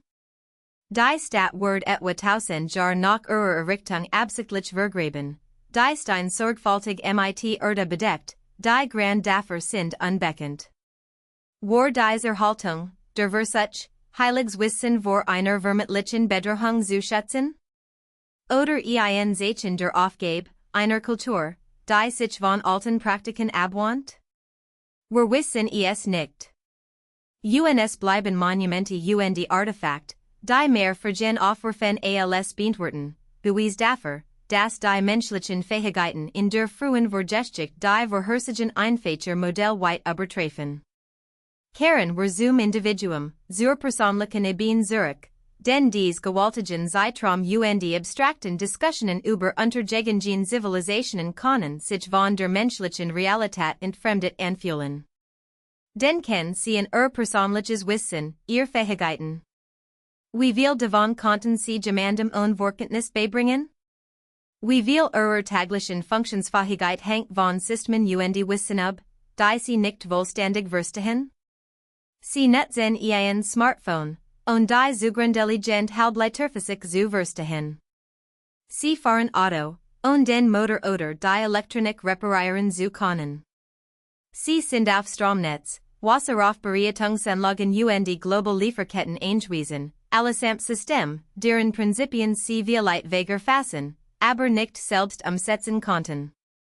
Wenn die Zivilisation morgen zusammenbricht und Sie plötzlich mit einer kleinen Gruppe in eine Überlebenssituation gerieten, wie viel von der modern konnten Sie wiederherstellen? Wie schnell wird Wissen verblassen, selbst in Ihrem eigenen Kopf, wenn unmittelbar Sorgen das abstrakt Verständnis verdrängten? Dieses Gedenkenexperiment verdeutlicht die Zerbrechlichkeit kulturellen Wissens und Zeit, wie schnell wir Fähigkeiten verlieren können, die wir für selbstverständlich halten. Stellen wir uns nun vor, dieser Prozess vollzieht sich über Generationen hinweg, wobei die Generation sich ein Stück weiter vom Hochpunkt des Wissens entfernt, ein Stück mehr Wissen verliert und sich an einfacher Umstand anpasst.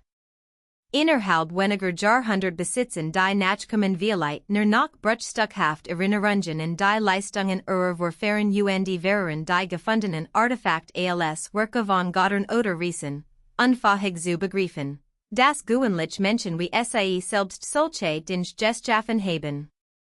So vergessen polynesischen Selbstbewohner, Nachfahren von erfahrenen Seefahrern, mitunter die Kunst des Bautätigkeiten Kanus, nach dem sie Generationen lang auf kleinen, abgelegenen Inseln gelebt hatten, was solche Schiff überflüssig waren. So betrachten mittelalterliche Europäer römische Ruinen und schrieben sie mythischen Völkern der Vergangenheit zu, unfähig zu glauben, dass ihr eigenen Vorfahren solche Bauwerke errichtet hatten. Wissen verkümmert ohne Anwendung, ohne Weitergabe, ohne den kulturellen Kontext, der es relevant und wertvoll macht. Doch Wissen überdauert auch auf unerwartet Weise, verschlüsselten Sprache, Brachen und der Landschaft selbst. Einheimische Ortsnamen bewahren oft Informationen über das Land, über Wasserquellen, saisonale Ressourcen oder historische Ereignisse. Märchen und Volkserzählungen enthalten mitunter verzerrt Erinnerungen an real Phänomene, historische Begebenheiten, die durch unzählige Naturzahlen verfälscht wurden. Die Geschichte von Atlantis, die Platon als Erzählung ägyptischer Priester aus dritter Hand wiedergab, konnte ein mythologisiert Erinnerungen tatsächlich bronzezeitliche Zivilisationen sein, die durch Vulkanausbruch oder den Anstieg des Meeresspiegels zerstört wurden. Die biblischen Geschichten, das mesopotamische Gilgamesch-Epos und die Monolegenden in Indien, die allesamt von Sintflut und Übelben berichten, konnten authentische Erinnerungen an postglazial Überschwemmungen enthalten. Wir können traditionelles Wissen nicht einfach als Aberglauben und Mythos abtun und nicht annehmen, dass der Inhalt zwangsläufig falsch ist, nur weil übernatürlich dargestellt wird. Sorgfältige Analyse mündlicher Überlieferungen im Vergleich mit archäologischen und geologischen Funden haben immer wieder historische Kern innerhalb mythologischer Hüllen offenbart. Dies führt uns zu einer unbequemen Erkenntnis, vieles von dem, was wir über die menschliche Vorgeschichte zu wissen glauben, basiert eher auf dem Fehlen von Beweisen als auf dem Beweis ihrer Abwesenheit. Der wir vor einem bestimmten Zeitpunkt kein weit verbreitet Nutzung hochentwickelter Werkzeuge gefunden haben, nehmen wir an, dass dies nicht existiert. Der wir kein Stad vor Sumer ausgegraben haben, erklären wir sie zur ersten Zivilisation. Doch das Fehlen von Beweisen ist ein schwaches Argument, wenn die gesuchten Beweis nadergemäß schwer zu erhalten und leicht zu überschen sind. Organische Materialien wie Holz, Fasern und Leder, aus denen die meisten Werkzeuge und Bauwerk der Antike bestanden, verraten in den meisten umgebungen vollständig. Nur Stein und gelegentlich Nochen überdauern die Jahrzehnt. Wenn ein Paläolithisch Kultur hauptsächlich mit Holz arbeitet und aus vergänglichen Materialien hochentwickelt Bauwerk und Werkzeuge errichtet, hinterließ es fast kein archäologische Spuren.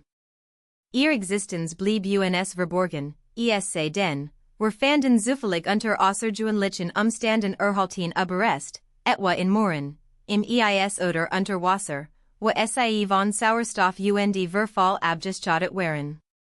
Darüber hinaus haben wir nur einen Bruchteil potenzieller archäologischer Stätten erforscht.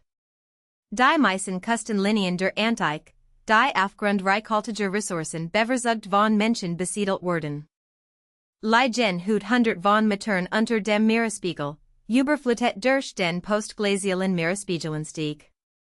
Unterwasserarchäologie ist schwierig, kostspielig und in ihrem Umfang begrenzt. Wir haben vielleicht einen winzigen Prozentsatz der versunkenen Kontinentalshelf untersucht und nur ein Handvoll Staaten gefunden, die Spuren menschlicher Besiedlung unter Wasser bewahren. Was liegt noch unentdeckt in diesen riesigen Unterwasserregionen, Überrest von Küstensiedlungen, die uns Chronologien und Animen in Frage stellen konnten? Wir wissen es nicht. Wir können es erst wissen, wenn wir systematisch suchen, und selbst dann konnten die Spuren durch Jahrtausend von Strömungen und Sedimentablagerungen bis zur Unkenntlichkeit zerstört sein. Unser Wissen ist lückenhaft, und wir sollten unsere Schlussfolgerungen vorsichtig und vorläufig halten und bereit sein, sie zu revidieren, sobald neue Erkenntnisse auftauchen. Beaver wir dies Gedankengang zusammenführen, betrachten wir noch ein konkretes Beispiel, ein weitere Anomalie, die einer Erklärung bedarf. Die 1513 von einem osmanischen Admiral erstellt Karte von Pyri Reis seit die Atlantikust Südamerikas für die damalige Zeit, Kurs nach Columbus, bemerkenswert genau. Noch faszinierender ist jedoch, dass die antarktische Küste darzustellen scheint, und zwar nicht die uns bekannte, eisbedeckte Küste, sondern die darunterliegende Topographie, die Form des Landes unter dem Eis. Kritiker argumentieren, der südliche Teil Patagonien, verzert durch unvollständige Informationen, und gar nicht die Antarktis. Befürworter hingegen halten dafür, dass einige der Merkmale mit antarktischen Küstenformen übereinstimmen, die erst durch moderne seismische Untersuchungen, die das Eis durchdringen, bestätigt wurden. Pyri Reis selbst behauptet, seine Karte basiert auf älteren Quellen, teils antiken, teils zeitgenössischen. Wenn in der Interpretation für die Antarktis etwas wahres dran ist, bedeutet dies entweder, dass die Küstenlinie vor der Verrissen kartiert wird, was den Zeitpunkt viel tausend Jahre zurückgelegen wird, also bis zu dem Zeitpunkt, als dies Region zuletzt eisfrei war, oder dass Informationen über die Topologie unter dem Eis auf unbekannte Weise existierten und in Kartentraditionen erhalten blieben, auf die Pyri Reis Zugriff hat. Die Kontroverse dies Karte verdeutlicht die Schwierigkeiten bei der Interpretation ungewöhnlicher Beweise. Man kann sie leicht abten, als Fehlinterpretation, Zufall oder Betrug abten. Genauso leicht ist es aber, sie zu überinterpretieren und deren die Bestätigung eigener Theorien zu sehen, anstatt die Mehrdeutigkeit anzuwirken. Die Wahrheit liegt wahrscheinlich in einem differenzierten Mittelweg. Ja, die Seefahrer der Antike erkundeten die Antarktis umfassender, als wir oft annehmen. Ja, Informationen konnten in Navigationstraditionen und kopierten Karten über Generationen hinweg erhalten bleiben. Ob dies Informationen jedoch tatsächlich Kenntnis der Antarktis-Geographie beinhalten, ist weitaus weniger sicher und erfordert angesichts der außergewöhnlichen Behauptung außergewöhnlich Beweis. Doch die Karte bleibt faszinierend und deutet auf die Weitergabe von Wissen über gültige Zeitraum hin, selbst wenn wir die spektakularsten Interpretationen nicht endgültig beweisen können. In dieser Lage befinden wir uns immer wieder, wenn wir die Frühgeschichte erforschen, wir stehen zwischen konkurrierenden Erklärungen, können nicht endgültig beweisen, welche die richtig ist, und sind gezwungen, Wahrscheinlichkeiten abzuwägen und Urteil auf der Grundlage unvollständiger Informationen zu fällen. Für diejenigen, die nach Gewissheit und klaren Antworten auf Fragen nach unseren Ursprüngen und Fähigkeiten suchen, ist dies unbequem. Doch es ist auch faszinierend, denn es bedeutet, dass die Geschichte noch nicht zu Ende ist, die Forschung weitergeht und jeder von uns auf Beweis stoßen kann, die das Paradigma verschieben und uns zwingen, unser Bishurges Wissen zu überdenken. Das ist Wissenschaft in ihrer besten Form, keine dogmatische Behauptung, sondern echt Neugier, die Bereitschaft, Beweisen zu folgen, selbst wenn sie zu beunruhigenden Schlussfolgerungen führen. Was also sagt uns all dieses, bruchstückhaft und umstritten, Beweismaterial, wenn wir das Muster als Ganzes betrachten? Es seit uns, dass die Menschheitsgeschichte tiefer, fremdartiger und komplexer ist als die viren Fakten Erzählungen, die wir in Schulen lehren. Es seit uns, dass unsere Vorfahren über gültig Zeitraum hinweg weitaus fähiger waren, als wir gemeinhin annehmen, dass das Potenzial für differenzierte Beobachtung, logisches Denken und technische Errungenschaften so lang existiert wie die moderne menschliche Cognition.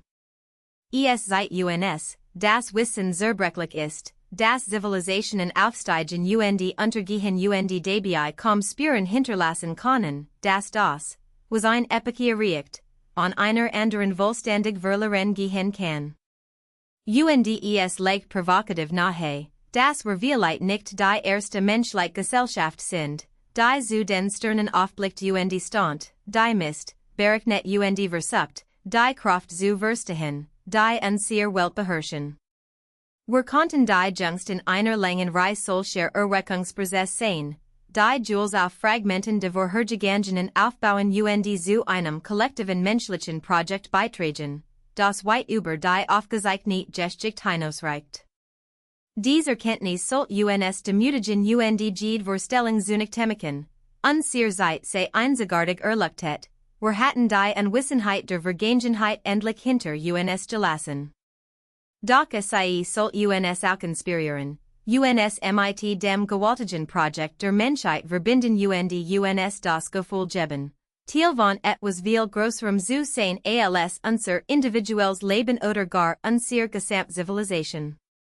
Jede Frage, die wir stellen, jedes Rätsel, das wir erforschen, jedes Wissensfragment, das wir zum kollektiven Verständnis beitragen, wir tun, was unsere Vorfahren taten, was die Menschheit seit jeher tut, was uns als Spezies ausmacht. Wir sind neugierig. Wir suchen nach Mustern. Wir stellen Werkzeuge, Erzählen Geschichten und vermessen die Welt. Dieser Impuls trieb vor 23.000 Jahren Gemeinden durch nassen Sand in New Mexico zu gehen, vor 32.000 Jahren Gemeinden, Pigmenti zu mischen und Bisons in ein Holenwand in Frankreich zu malen, und vor Hunderttausenden von Jahren Gemeinden, einen Stein sorgfältig zu einem Werkzeug zu formen und es durch Landschaften zu tragen, die wir uns heute vorstellen können. Derselbe Impuls trait uns huten, schickt unsere Roboter zum Mars, unsere Sonden in den Rand des Sonnensystems, unsere Fragen zu den tiefsten Rätseln der Existenz. Doch kehren wir nun konkret zur Schwerkraft zurück, zur Aussage in unserem Titel, denn wir haben sie bisher nur angerissen, und sie direkt anzusprechen. Haben die Menschen der Antike die Schwerkraft der Erde gemessen, Beaver Newton im 17. Jahrhundert sein Gesetze formuliert? Streng genommen, also im Sinn der Berechnung der Gravitationskonstant und des Verständnisses der Schwerkraft als universelle Kraft zwischen allen Massen, höchstwahrscheinlich nicht. Dazu wären spezifisch Konzept und mathematisch Werkzeuge nötig gewesen, für die es kein Beleg gibt, dass die Menschen der Antike über dies Kenntnis verfügten. Aber haben sie Gravitationseffekt beobachtet und gemessen? Hatten sie praktisches Verständnis von Gewicht, Fall und Flugbahn in ihr Ingenieurskunst und Astronomie integriert? Zweifellos ja. Errichten einige Gruppen bei diesen Messungen und Berechnungen ein Präzision, die uns angesichts ihres technologischen Kontexts überrascht? Die Indizien deuten darauf hin. Die Erbor der Megalithanlagen, die Praxis ausdrückt Monumenti schaffen, Massenwinkel und Entfernungen mit ausgefällten Vermessungstechniken. Dies Techniken erforderten notwendigerweise nivelier Instrument, Lotleinen und die Geno Beobachtung der Stern zu bestimmten Zeitpunkten. Ein Lotlein reagiert auf die Schwerkraft und hängt senkrecht zum Erdmittelpunkt. Wenn det man sie sorgfältig genigen, misst man die Gravitationskraft Praxis. Die Pyramidenbauer errichten ein Ausrichtungs- und Nivellierungsgenaget, die moderne Beweis vor Herausforderungen stellt. Die Basis der großen Pyramid ist auf wenige Millimeter genau ausgerichtet, und das über ein lang von Hunderten von Metern. Dies erfordert das Verständnis und die korrekte Geringfüger Abweichungen im Gravitationsfeld sowie Instrument und Techniken, die Erdform und die lokale Gravitationsumgebung berücksichtigen. War Ihnen bewusst, dass es sich die Messung der Schwerkraft handelt? Wahrscheinlich nicht. Verfügten sie über Arbeitsmethoden, die dieselben praktischen Ziel effektiv erreichten?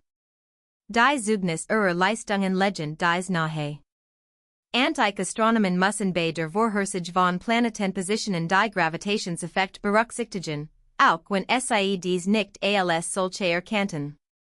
Unregelmäßigkeiten in den Mond und die Planetenbahnen, die Präzession der Erdachse, die mit den Mondphasen korrelierenden Gezeiten. All dies Phänomene sind gravitativer Natur und erfordern Praxis Beobachtungen und mathematische Modell für genaue Vorhersagen.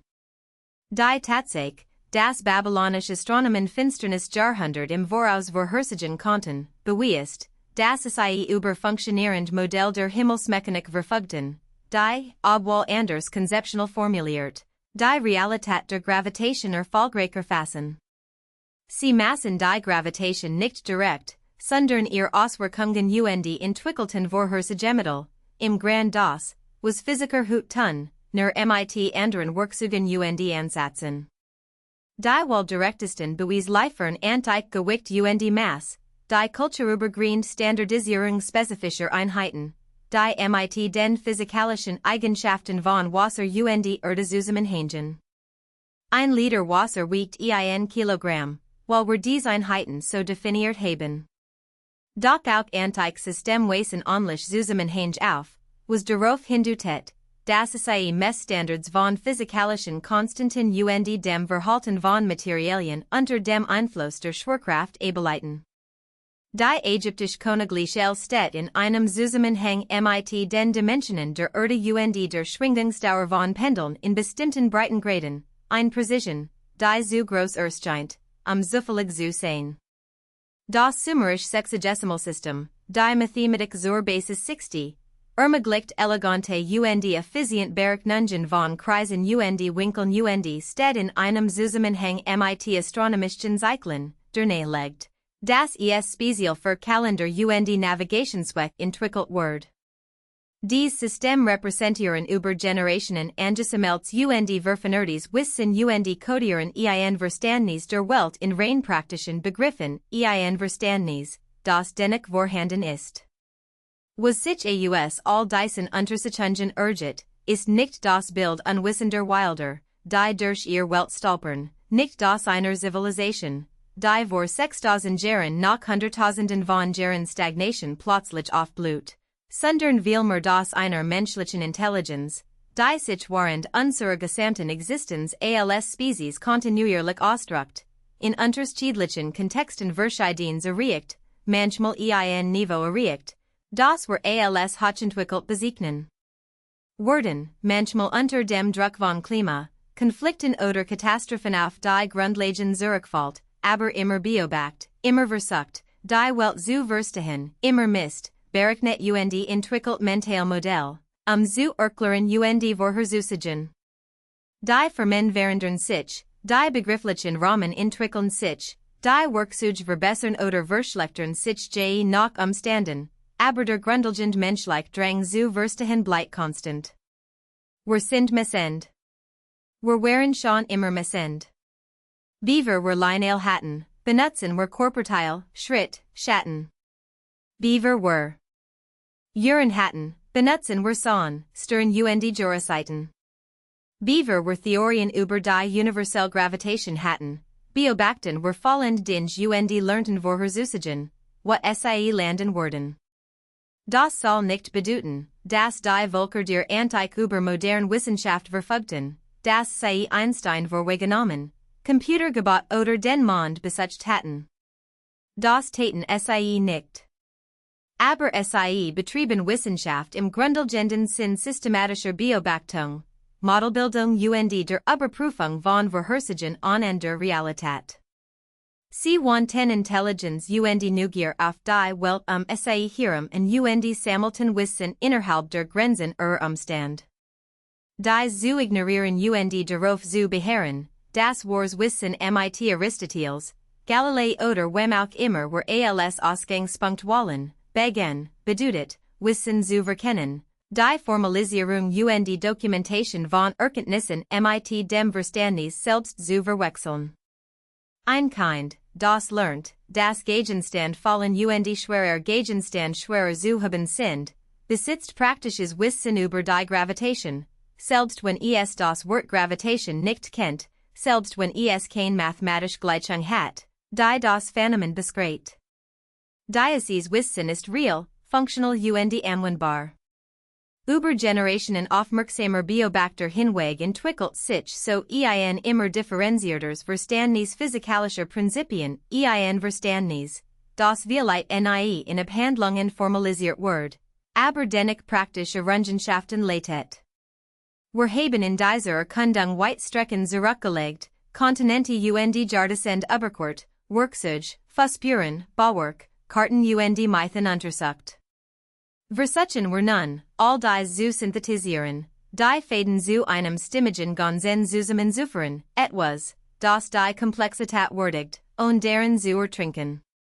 Die Geschichte, die sich daraus erzählt von menschlichen Fähigkeiten, die weit in die Vergangenheit zurückreichen, als herkömmlich Erklärungen anerkennen. Es ist ein Geschichte von wiederholten Erfolgen und Verlusten, von Wissen, das in Zyklen aufsteht und wieder verschwindet, die wir kaum warnen können, von Katastrophen, Klimaveränderungen und Zusammenbrüchen, die hart erkämpftes Wissen auslöschen, das später Generationen wieder aufbauen müssen.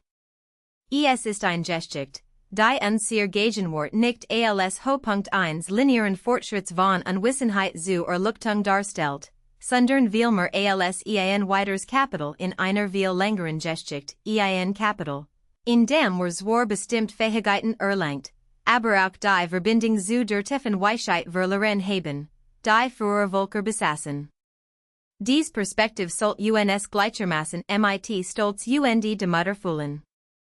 Stolz auf unser Vorfahren, die unvorstellbar harten Überstanden und dennoch Zeit und Kraft fanden, ihr Welt aufmerksam zu beobachten, Schönheit zu erschaffen, Wissen weiterzugeben und Bauwerk zu errichten, die Jahrtausende später noch bestehen. Stolz auf uns selbst, dieser langen Tradition, die wir immer noch die Grenzen des Verstehens erweitern und Fragen stellen, auf die noch niemand ein Antwort gefunden hat. Aber auch demutig, im Bewusstsein dessen, wie viel wir verloren haben, wie zerbrechlich unser eigenes Wissen ist, wie schnell wir Fähigkeiten verlieren konnten, die wir für selbstverständlich halten. Demutig angesichts unerklärlicher Rätsel, Artefakt und Bauwerk, die unser Annehmen in Frage stellen, Beweis, die sich unseren Modellen entziehen. Dieses Gleichgewicht zwischen Stolz und Demut, zwischen Vertrauen in das menschliche Potenzial und Anerkennung menschlicher Grenzen, erscheint uns als die angemessene Haltung bei der Betrachtung unserer fernen Vergangenheit. Welche praktischen Konsequenzen ergeben sich daraus für unsere zukünftige Herangehensweise in Archäologie und Anthropologie? Erstens legt es nahe, das were unseer Modell flexibler betrachten, offener für Revisionen sein sollten, sobald neue Erkenntnis auftauchen, und der Versicherung weiterstehen sollten, Animalien einfach nur deshalb zu ignorieren, weil sie unbequem sind. Die Wissenschaftsgeschichte ist voll von Beispielen, in denen Animalien zu neuen Erkenntnissen führten und daten, die nicht zur herrschenden Theorie passten, schließlich Paradigmenwechsel erzwangen. Archäologischen Animalien sollten wir genauso begegnen, sie gründlich untersuchen, anstatt sie einfach wegzuerklären. Zweitens plädiert dies für mehr Forschung in vernachlässigten Gebieten, insbesondere in Unterwasserstaaten und tropischen Regionen, wo die Erhaltung schlecht und die Ausgrabung schwierig ist, wo aber wahrscheinlich viele Menschen letten. Uns entgehen Großteil der Menschheitsgeschichte, while wir unserer Forschung auf Gemeinschaft-Regionen mit guter Erhaltung und leichtem Zugang konzentriert haben. Drittens legt es nahe, dass wir traditionellem Wissen, mundlichen Überlieferungen und indigenen Perspektiven auf die Vergangenheit mehr Aufmerksamkeit schenken sollten, nicht unkritisch hinnehmen, sondern anerkennen, dass sie wertvoll historisch Informationen enthalten können, die es wert sind, untersucht zu werden. Im Kern fordert uns dies Perspektive auf, alten Völkern diese Beachtung entgegenzubringen, die wir uns selbst entgegenbringen möchten, die einem von Intelligenz, Fähigkeiten und Kreativität. Wenn wir auf etwas stoßen, das für seinen Kontext zu fortschrittlich erscheint, soll die erste Frage nicht lauten, wie können wir das erklären, sondern, was sagt uns das über die Menschen, die es geschaffen haben? Wenn sie etwas beeindruckendes erreicht haben, sollten wir ihnen Anerkennung zollen und versuchen, ihr Methoden zu verstehen, anstatt anzunehmen, sie hatten es unmöglich und die Hilfe untergegangener Zivilisationen, außerirdischer Lebensformen oder anderer Erklärungsansatz. Gesellschaft, mit denen wir die Fähigkeiten der alten Menschheit nicht anerkennen wollen. Unseer Vorfahren waren genauso intelligent wie wir. Sie beobachten ihr Welt genauso aufmerksam wie wir unseer. Sie lassen Problem mit den ihnen zur Verfügung stehenden Mitteln. Respektieren wir das. Lernen wir daraus. Diese Erkenntnis hat etwas zutiefst Befriedigendes, etwas, das uns über die Unermesslichkeit hinweg verbindet. Wenn du den Sonnenaufgang beobachtest, siehst du dieselbe Sonne wie sie, auf demselben Weg, dieselben Jahreszeiten durchlaufend. Wenn du die Schwerkraft spürst, dein Gewicht auf der Erde, erfährst du dieselbe Kraft wie sie, dieselbe Kraft, die Leben bestimmt, wie sie auch unseres bestimmt. Wenn du über das Dasein nachdenkst, über unsere Herkunft und unseren Weg, stellst du Fragen, die sie stellten, Fragen, die durch Generationen hallen, Fragen, die definieren, was es heißt, Mensch zu sein. Wir sind mit ihnen verbunden, nicht nur durch die DNA, nicht nur durch die physische Kontinuität der Fortpflanzung, sondern durch gemeinsame Erfahrungen, gemeinsame Neugier, gemeinsamen Drang zu verstehen. Sie erfassen die Welt mit den ihnen zur Verfügung stehenden Mitteln. Wir erfassen sie mit anderen Mitteln. Doch wir sind in dasselbe grundlegende Projekt eingebunden, das menschliche Projekt, dem Dasein einen Sinn zu geben. Und so kehren wir zu unserem Ausgangspunkt zurück, stehen in jener Hole, in jener Dunkelheit, die ihr Geheimnis seit unzähligen Jahrhunderten birgt. Die Wanda erinnern sich in die Farben, die von längst zu Staub zerfallenen Händen aufgetragen wurden. Der Boden bewahrt die Fußabdruck von Kindern, die hier spielten, als Gletscher nach die nördlichen Kontinente bedeckten. Die in den Sedimenten verstruten Werkzeug stellen geduldig die Frage, hat uns erschaffen, und was wissen sie? Wir haben noch immer kein vollständigen Antworten? Wahrscheinlich werden wir sie nie finden, denn die Beweise sind zu bruchstückhaft, die Lücken zu groß, die Verlust zu tiefgreifend. Aber wir wissen mehr als damals.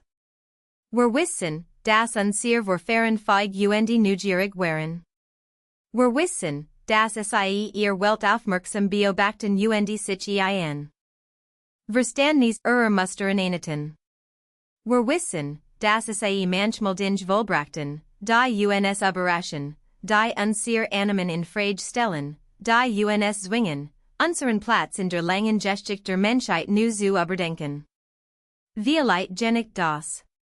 Vielleicht geht es gar nicht darum, jede Frage endgültig zu beantworten, vollständig Erklärungen aus unvollständigen Beweisen zu rekonstruieren, sondern vielmehr darum, die Verstehung selbst aufrechtzuerhalten, weiter zu fragen zu suchen offen für neue Möglichkeiten zu bleiben.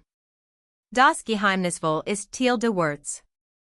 Die Ungewichheit bewahrt uns vor Überheblichkeit, lasst uns hinterfragen verhindert, das Wissen zu Dogmen erstart.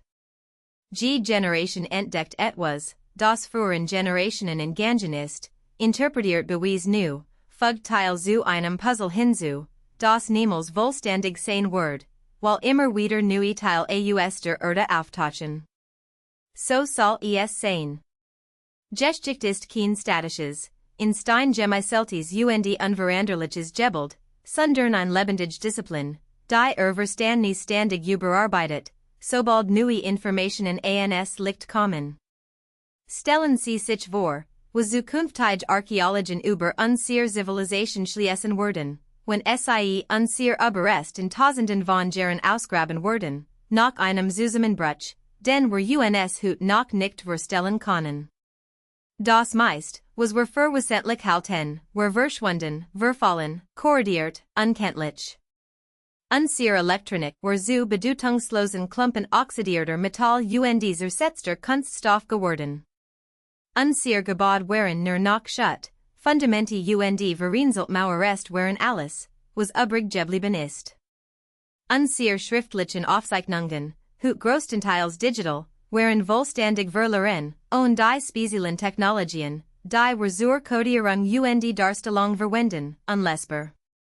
Sie werden vielleicht verstrut Artefakt finden, über deren Zweck Bedeutung ratzeln unsere Fähigkeiten aufgrund der fragmentarischen Überreste dramatisch unterschätzen. Sie werden sich irren, nicht weil sie torcht waren, sondern weil Konservierung selektiv ist, weil die Zeit das meist von dem, was wir erst schaffen, zerstört weil es Niedermaß schwierig verlorenfällig ist, aus verstruten Überresten ein vollständiges Bild zu gewinnen. Dies ist die Situation, mit der wir bei der Erforschung der frühen Geschichte konfrontiert sind, nur noch verstärkt durch die viel längeren Zeitraum die deutlich begrenzter materielle Kultur der damaligen Völker. Wir versuchen, ganz Lebensweisen aus wenigen Steinwerkzeugen, einigen Nochen varian selten Bauwerken zu rekonstruieren, die nur deshalb erhalten geblieben sind, while sie massiv aus Stein errichtet wurden oder unter außergewöhnlichen Umständen konserviert wurden. Es ist als Versuchsmann, einen Roman zu verstehen, wenn man nur ein paar zufällig Ostwald Zeiten hat, oder ein Mosaik zu erkennen, wenn die meisten Steine fehlen. Wir können fundiert Vermutungen anstellen Modell entwickeln, die zu den verfügbaren Beweisen passen, aber wir sollten dies Modell mit der gebetenen Vorsicht betrachten uns bewusst sein, wie viel wir aus dem wenigen, das erhalten geblieben ist, schließen. Trotz dieser Einschränkungen, trotz der enormen Wissenslücken, zeichnet sich aus den gesammelten Beweisen ein Bild ab, das Bild von Menschen, deren Fähigkeiten sich über sind von Jahren im Wesentlichen nicht verändert haben, die immer wieder Raffinesse Einfallsreichtum unter Beweis gestellt haben, die ihr Welt auf ein Weise vermessen, berechnet erforscht haben, die wir erst allmählich begriffen. Die Beweise sind die, in den Praxis ausgerichteten Megalithbauten, in den alten astronomischen Berechnungen, in der hochentwickelten Werkzeugindustrie, in der hohen Malaria den symbolischen Artefakten, die abstracts den kulturelle Komplexität belegen. Sie sind die in der DNA, die komplex Migrationsmuster ausgestorben Abstimmungslinien offenbart, in den geologischen Zeugnissen vergangener Klimazonen Katastrophen, die menschlichen Populationen prägten. Sie sind die in den mundlichen Überlieferungen Mythen, die Bruchstückhaft Erinnerungen und real Ereignis bewahren. Wir müssen nur genau hinsehen, bereit sein, unser Annehmen zu hinterfragen und den alten Völkern die Anerkennung zollen, die ihnen gebührt. Das für uns zur vielleicht wichtigsten Frage überhaupt, der Frage, die dieser ganzen Untersuchung zugrund liegt, warum ist das von Bedeutung? Warum sollte es uns kümmern, ob antike Völker die Schwerkraftmassen, komplex Bauwerk errichteten oder über Wissen verfügten, das wir ihnen nicht zuschreiben? Welchen praktischen Unterschied macht es für unser heutiges Leben, ob die Menschheitsgeschichte weiter zurückreicht als gedacht, ob Fähigkeiten früher existierten, als herkömmlich Zeitrechnen vermuten lassen? Auf einer Ebene mag es praktisch keine Rolle spielen. Unser Alltag geht weiter, unabhängig davon, wie wir die Vorgeschichte verstehen. Doch auf einer anderen, tieferen Ebene ist es von grundlegender Bedeutung. Denn wie wir unser Vergangenheit verstehen, prägt unser Selbstverständnis und unser Verständnis unserer Fähigkeiten, unser Beziehung zu Wissen, zueinander und zu der Zukunft, die wir gestalten. Wenn wir glauben, die erste wirklich hochentwickelt menschliche Gesellschaft zu sein, wenn wir alle vorherigen Zeitalter als Dunkelheit betrachten, aus der nur wir ins Licht getreten sind, dann werden wir keine Verbindung zu dieser Vergangenheit spüren, keine Notwendigkeit sehen, daraus zu lernen, und Fehler wiederholen, die frühere Völker bereits begangen und für die sie bezahlt haben. Doch wenn wir erkennen, dass sich die menschliche Intelligenz während unserer gesamten Existenz als Spezies ausgedrückt hat, dass frühere Völker in ihren geologischen Kontexten bemerkenswertes geleistet haben, das Wissen im Lauf der Menschheitsgeschichte immer wieder aufgetaucht und verschwunden ist, dann gewinnen wir an Perspektive. Wir sehen uns als Teil einer größeren Geschichte, als Urban von Errungenschaften und Verlassen, verantwortlich für die Bewahrung und Weiterentwicklung dessen, was uns gegeben wird, im Bewusstsein, dass das, was wir für selbstverständlich halten, verloren gehen kann, wenn wir nicht sorgsam sind. Dieses Bewusstsein gewinnt an Bedeutung angesichts der Herausforderungen, denen sich auch frühere Völker gegenübersehen, Klimawandel, Ressourcenknappheit, Konflikt Territorium und Ideologie, das Spannungsverhältnis zwischen kurzfristigem Überleben und langfristiger Nachhaltigkeit. Sie haben dies Herausforderungen überstanden, sie mit unterschiedlichem Erfolg bewältigt, sind Teils deren gewachsen, Teils unter dem Druck zusammengebrochen. Wir können aus ihren Erfahrungen lernen, untersuchen, wie sie sich anpassen oder eben nicht anpassen, und dies Erkenntnis auf unser eigenen Lebensumstand anwenden. Doch das gelingt uns nur, wenn wir sie ernst nehmen, sie sorgfältig studieren und sie als intelligent Wesen anerkennen, die mit realen Problemen zu kämpfen hatten, anstatt sie als primitiv Verlaufer unserer vermeintlichen Aufklärung abzutun. Es hat auch ein spirituell und philosophisch Bedeutung, unsere Verbindung zur tiefen menschlichen Geschichte zu erkennen. Wir leben in einem Zeitalter der rasanten Wandels, ständiger Neuheiten, in dem alles zum ersten Mal zu geschehen scheint. Das kann aufregend, aber auch verwirrend sein und uns das Gefühl geben, keinen Halt zu finden, abgeschnitten von jeglichem Sinn für Kontinuität oder einen größeren Zusammenhang. Zu verstehen, dass wir Teil einer Jahr alten Geschichte sind, dass die Fragen, die wir stellen, und die Herausforderungen, denen wir uns stellen, jenen Fragen und Herausforderungen ernähren, mit denen sich die Menschheit seit Jahr auseinandergesetzt hat, gibt uns Perspektive und Halt. Wir sind nicht alien, nicht verloren in einer unbegreiflichen Gegenwart. Wir sind verbunden mit allen, die wir uns gewähren, mit ihren Kämpfen und Errungenschaften, mit ihren Beobachtungen und Erkenntnissen. Dies Verbindung ist real, greifbar, in unserer DNA, unserem kulturellen Erbe und der Struktur der Welt, die wir bewohnen, verankert, geformt von unzähligen Generationen menschlichen Handelns. Wenn du heute Abend in die Stirn schaust, denk daran, dass du siehst, was den vorfahren sehen, das sei sich über dies Lichter wunderten, ihr Bugungen verfolgten und ihr eigenen Modell entwickelten, ihr Beobachtungen zu erklären und vorherzusagen.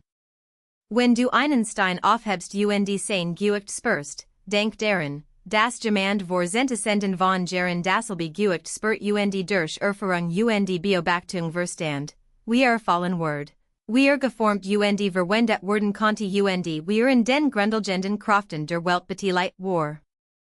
Du bist mit innen verbunden, durch die Zeit getrennt, aber vereinigt durch Erfahrung, durch Neugier, durch den menschlichen Drang zu verstehen. Dies Verbindung sollt dir wichtig sein, sie sollt prägen, wie du dich selbst und deinen Platz im großen Ganzen der menschlichen Existenz siehst. Wir haben die Belege für die Fähigkeiten der frühen Menschen in verschiedenen Bereichen untersucht, Werkzeugerstellung, Navigation, Astronomie, Ingenieurwesen, Kunst und symbolisches Denken. Wir haben spezifisch Animalien analysiert, die herkömmliche Chronologien in Frage stellen, Werkzeuge in unvorstellbar alten Gestenschichten, Fußabdruck, die vor der vermeintlichen Ankunft der ersten Menschen entstanden sind, genetisch spüren, die auf komplex Migrationsmuster hindeuten, und Strukturen, die von hochentwickeltem Wissen zeugen. Wir haben erörtert, wie Wissen durch Katastrophen und kulturellen Zusammenbruch verloren gehen kann, wie mundlich Überlieferungen Informationen über lang Zeitraum bewahren und wie sich das Fehlen von den Beweisen für deren Abwesenheit unterscheidet. Und wir sind immer wieder zum Thema der Messung zurückgekehrt, dazu, wie der Mensch sein Welt aufmerksam beobachtet und ein praktisches Verständnis ihrer Muster und Kraft entwickelt, einschließlich der Gravitationswirkung, auch wenn dies nicht in modernen Begriffen konzeptualisiert wird.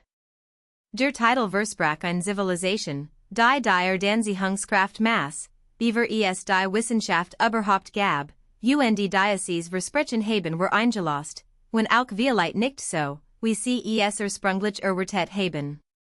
Kein verloren Superzivilisation mit Technologien, die unseren ebenbürtig sind, kein außerirdischen Zivilisationen oder Atlantischen Reich, sondern etwas subtlers und tiefgründigers, die Erkenntnis, das menschliche Intelligenz und Neugierde unser Gesamtdasein als Spezies geprägt haben, das die sorgfältige Beobachtung und das praktische Verständnis physikalischer Kraft, einschließlich der Schwerkraft, der formalen Wissenschaft Zentasend von Jahren vorausgingen. Der Bauer, der Weiss, das Wasser begab fließt, arbeitet mit der Schwerkraft. Der Jäger, der Flugbahnen berechnet, modelliert Gravitationseffekt. Der Erbauer von Megalithen, der für Bien Fundamenti sorgt, misst die vertikale Gravitationskraft.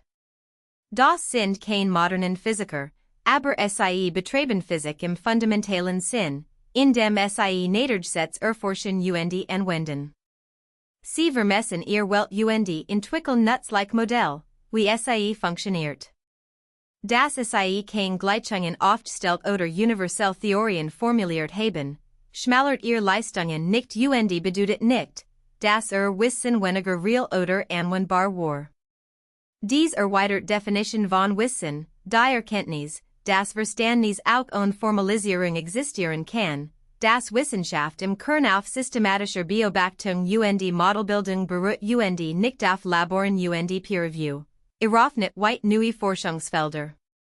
Sie erlaubt uns, alte Volker als potenziell Erkenntnisquellen und nicht bloß als Studienobjekt zu betrachten und in Betracht zu ziehen, dass sie dinge beobacht haben konnten, die uns entgangen sind, und dinge verstanden haben konnten, die wir noch immer erforschen. Es gibt dokumentiert Beispiel dafür, Fall, in denen sich indigenes Wissen trotz wissenschaftlicher Skepsis als zutreffend erwiesen hat. Die australischen Ureinwohner beschrieben Ostgestorben Megafauna so Prozess, dass Forscher ihr Überlieferungen als Leitfäden für paläontologische Entdeckungen nutzten. Polynesische Navigationstechniken, die von europäischen Seefahrern als unmöglich abgetan wurden, erwiesen sich bei Einschländer Untersuchung als hochentwickelt und effektiv. Traditionelle Medicine, oft als Aberglaube verspottet, hat bei wissenschaftlicher Untersuchung zahlreich pharmazeutische Werkstoff hervorgebracht. Dieses Muster legt nahe, das wir traditionellem Wissen mit Respekt und Neugier begegnen, nach Erkenntnissen durchforsten und Behauptungen stringent prüfungen unterziehen sollten. Wir sollten diesen Ansatz auf das Wissen der Antike im Allgemeinen ausweiten, auf die in Bauwerken, Artefakten und Praktiken erhaltenen Zeugnis. Was können wir von den Erbauern megalithischer Anlagen über Astronomie und Geometrie lernen? Was lehren uns traditionell Anbemethoden über Ökologie und nachhaltige Landnutzung? Welche Erkenntnis über die menschliche Psychologie und die Sozialorganisation sind in alten Ritualen und Erzählungen verborgen? Die sind kein rein akademischen Fragen, sondern haben praktisch Relevanz für die Gestaltung unserer Gesellschaft, unser Verhaltnis zur Umwelt und die Bewahrung und Weitergabe von Wissen über Generationen hinweg.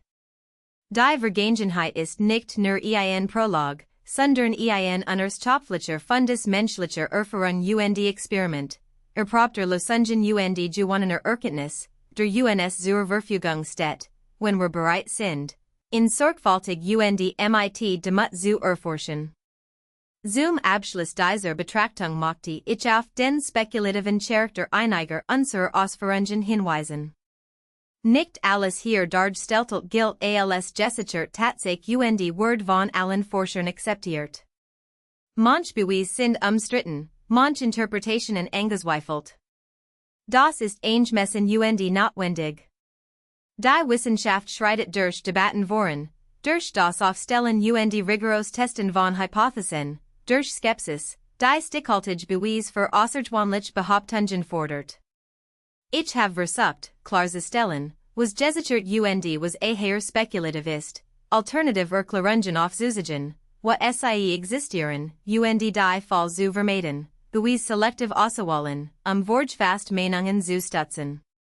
Gleichzeitig habe ich aber auch argumentiert, das konventionelle Modell ihr eigenen Annahmen und Grenzen haben, dass das Fehlen von Beweisen für frühere menschliche Fähigkeiten teilweise darauf zurückzuführen ist, wo und wir gesucht haben, und das wir offen dafür bleiben sollten, unser Verständnis angesichts neuer Erkenntnis zu revidieren.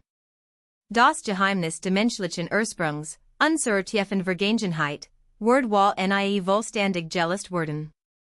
Die Archäologie stößt in ihr Grenzen, ebenso wie unsere Schlussfolgerungen aus fragmentarischen Überresten. Es gibt grundlegend Unsicherheiten, die kein noch so intensiv Forschung ausräumen kann. Doch das bedeutet nicht, dass die Such sinnlos ist, dass wir aufhören sollten zu fragen oder uns mit Unwissenheit abfinden sollten. Die Entdeckung erweitert unser Verständnis, die neue Technik eröffnet neue Forschungswege, die Generation interpretiert die Beweise neu und gewinnt neue Erkenntnis.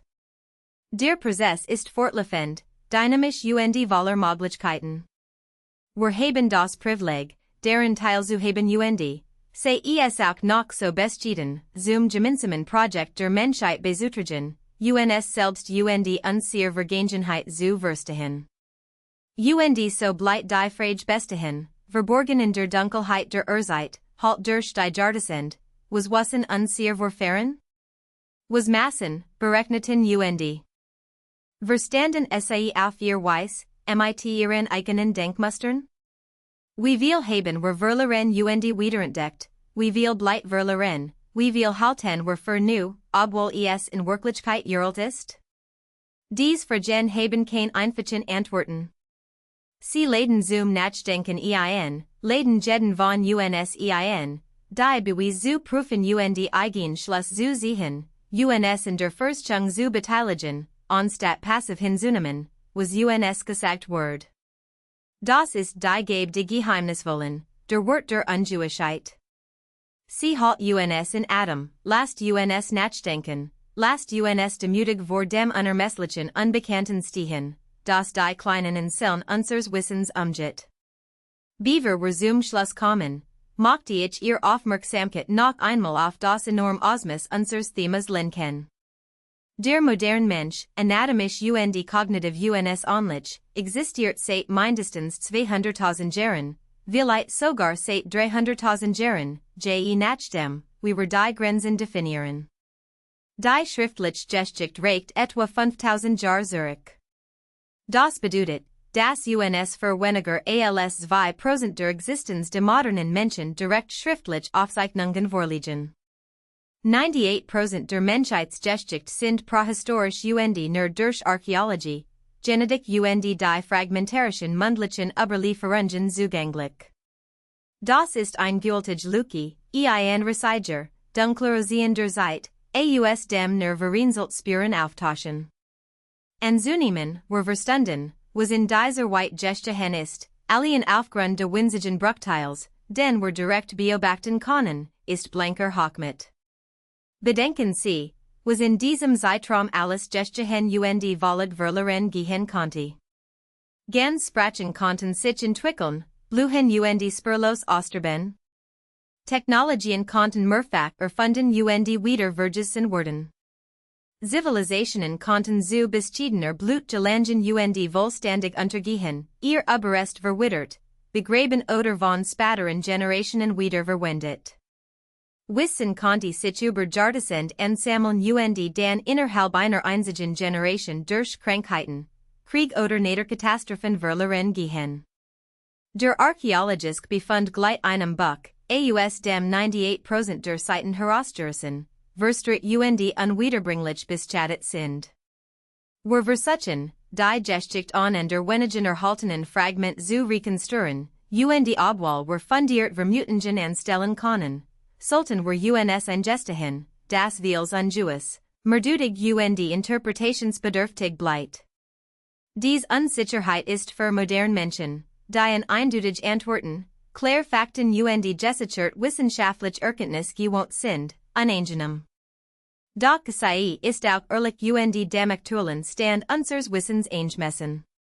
Die Geschichte der Archäologie und Paläoanthropologie ist voll von selbstbewussten Behauptungen, die später durch neue Erkenntnis widerlegt wurden, von Paradigmen, die unerschütterlich schienen, bis sich plötzlich verschieben, und von Konsensmeinungen, die sich als falsche Reason, als neue Techniken oder Entdeckungen eine Neubewertung erzwingen. Das Clovis First Modell der amerikanischen Besiedlung, das Jahrzehntelang als unumstößlich Tatsache galt, wird zunehmend durch Pierre Clovis von Staten untergraben, die nicht länger ignoriert werden können. Die Ansicht, Neandertaler sind evolutionär Sackgassen gewesen, wird durch genetisch Beweis, die ihr Vermischung mit modernen Menschen und ihren Beitrag zu unserem Genom belegen, vollständig revidiert. Der Zeitplan für die menschliche Evolution in Afrika wird mit jedem neuen Fossilienfund weiter nach hinten verschoben. Wir lernen ständig, dass die Dinge alter, komplexer und starker vernetzt sind, als wir dachten. Dieses Muster sollt uns vorsichtig machen, etwas als endgültig entschieden zu erklären, und uns offen für Möglichkeiten halten, die wir uns noch nicht einmal vorstellen können. Was wir nötig, einige der kontroverseren Behauptungen, die wir besprochen haben, endgültig zu beweisen oder zu widerlegen? Für die ungewöhnlich alten Werkzeuge brauchten wir mehrere von Staten mit eindeutiger Stratigraphie und übereinstimmenden Datierungen aus verschiedenen Methoden, Datierungen, die sich nicht durch Kontamination oder Storungen erklären lassen. Wir brauchten Beweis für menschliche Anwesenheit, nicht nur in Form von Werkzeugen, sondern auch von Fossilien, Führerstellen und eindeutigen Wohnstrukturen, die sich über die Zeit angesammelt haben und auf eine kontinuierliche Besiedlung und nicht auf vereinzelte Animalien hindeuten. Für das fortgeschrittene Wissen der Antike brauchten wir klarer Beleg dafür, wie dieses Wissen entwickelt und weitergegeben wird, Artefakt oder Inschriften, die mathematisch oder wissenschaftlich Prinzipien explizit und nicht nur vague darstellen. Für untergegangene Zivilisationen vor Sumer brauchten wir tatsächlich Siedlungen, architektonisch Überrest, eindeutig materielle Kultur, Beweis, die sich nicht durch isolierte Entwicklungen erklären lassen. Die Anforderungen und außergewöhnliche Behauptungen sind zu recht hoch, und die meisten der von uns besprochenen Punkte erfüllen diese Anforderungen noch nicht. Es stimmt aber auch, dass wir nicht überall gesucht haben, nicht systematisch die Orte untersucht haben, die am Hessen solche Beweis liefern konnten. Und nicht alle verfügbaren Techniken auf alle potenziell relevanten Fundort angewendet haben. Die Zukunft dieser Forschung liegt in neuen Technologien und neuen Erkundungsmethoden.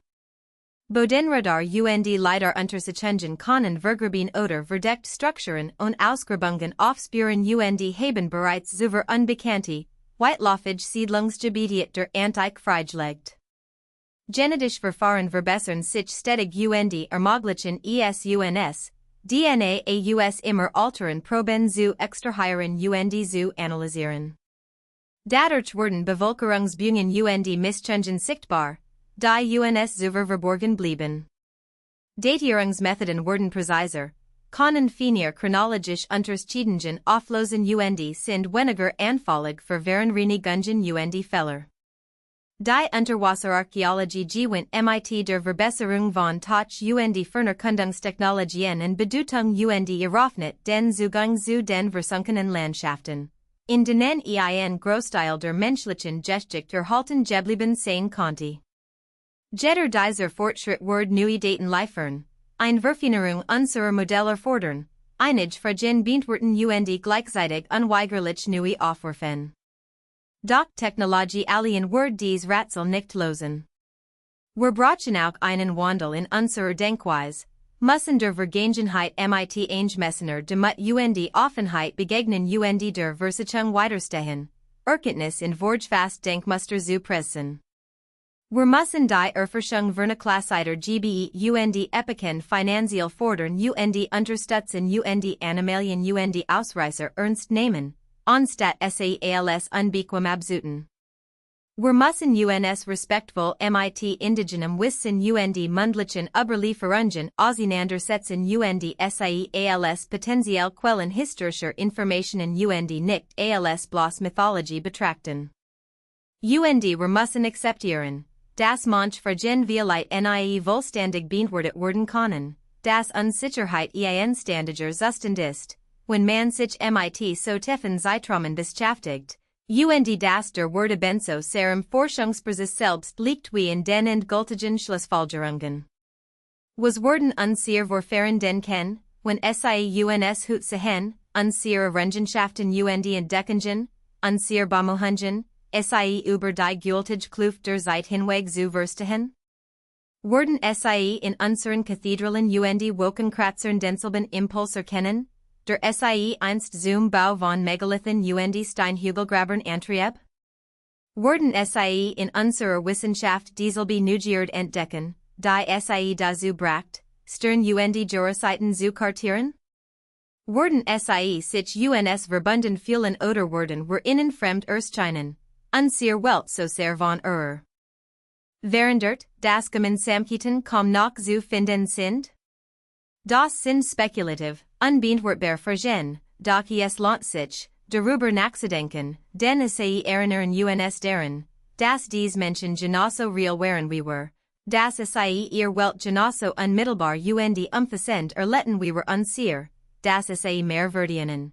Als auf archäologisch Fundstück oder evolutionär Zwischenstufen auf dem Weg zu unserer vermeintlichen Erleuchtung reduziert zu werden. Es gibt eine Meditation, zu der ich manchmal zurückkehre.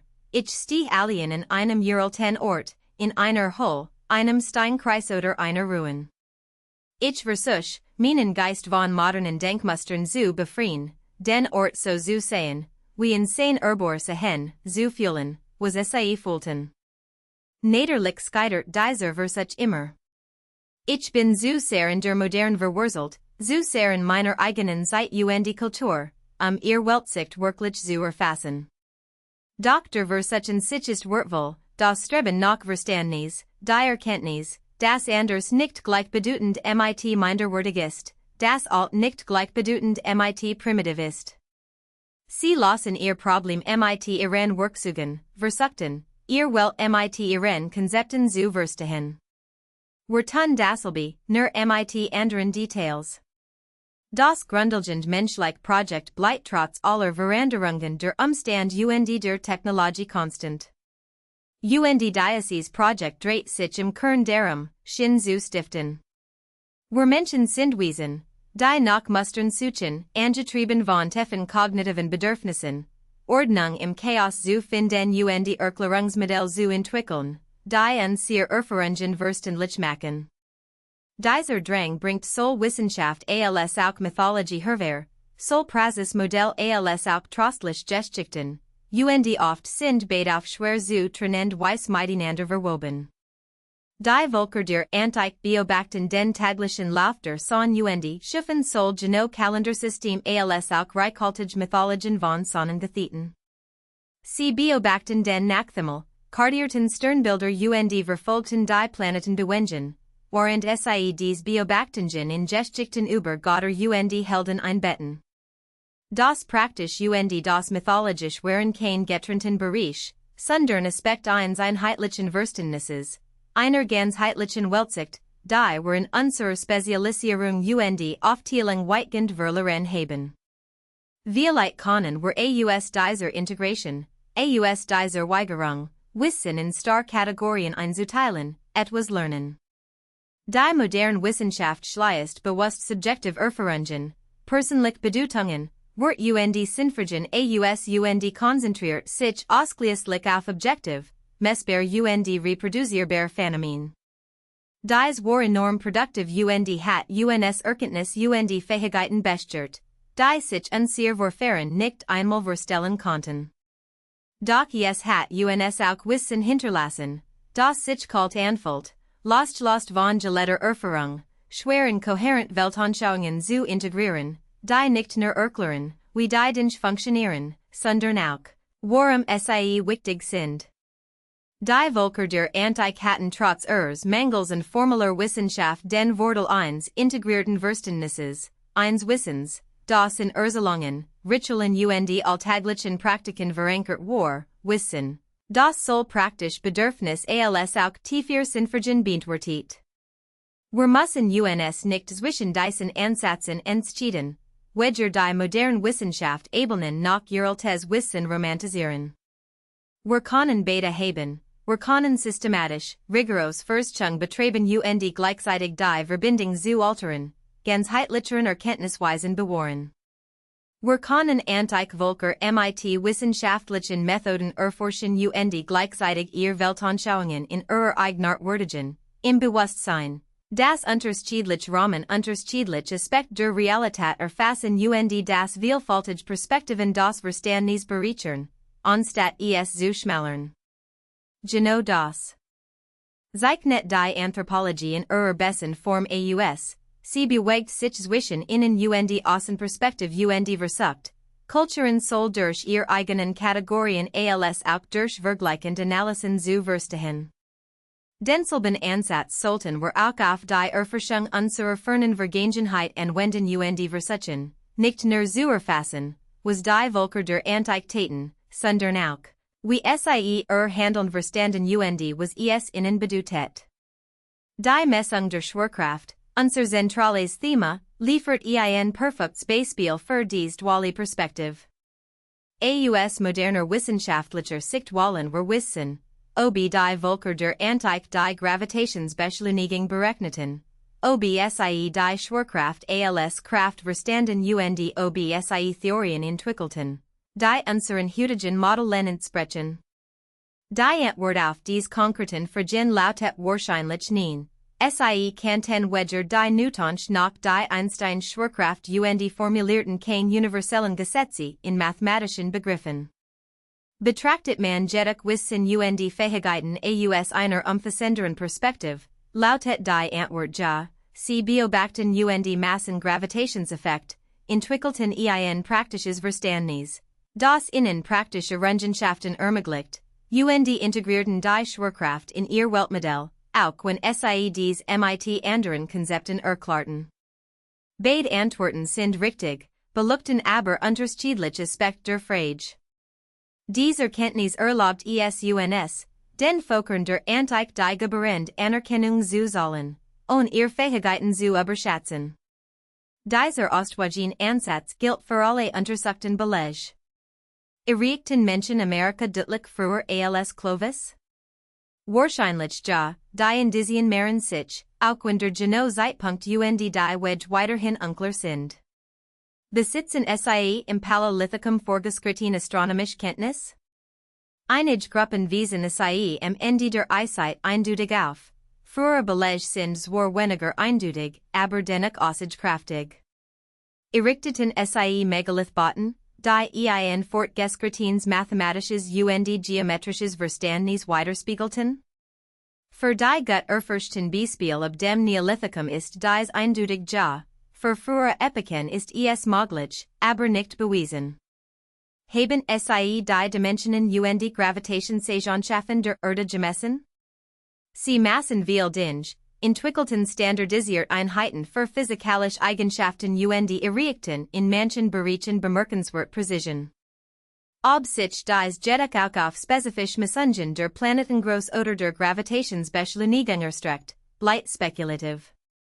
Dies differenzierten Antworten liefern keine reißerischen Schlagzeilen, stutzen keine großen Erzählungen von untergegangenen Superzivilisationen oder antiken Astronauten, aber sie werden der Komplexität der Beweislich direkt. Sie anerkennen die Fähigkeiten der Antike, und dabei unbegründet Übertreibungen zu begehen. Sie halten die Verstehung offen, und fragen, die weiterer Untersuchung bedürfen, vorschnell zu verwerfen.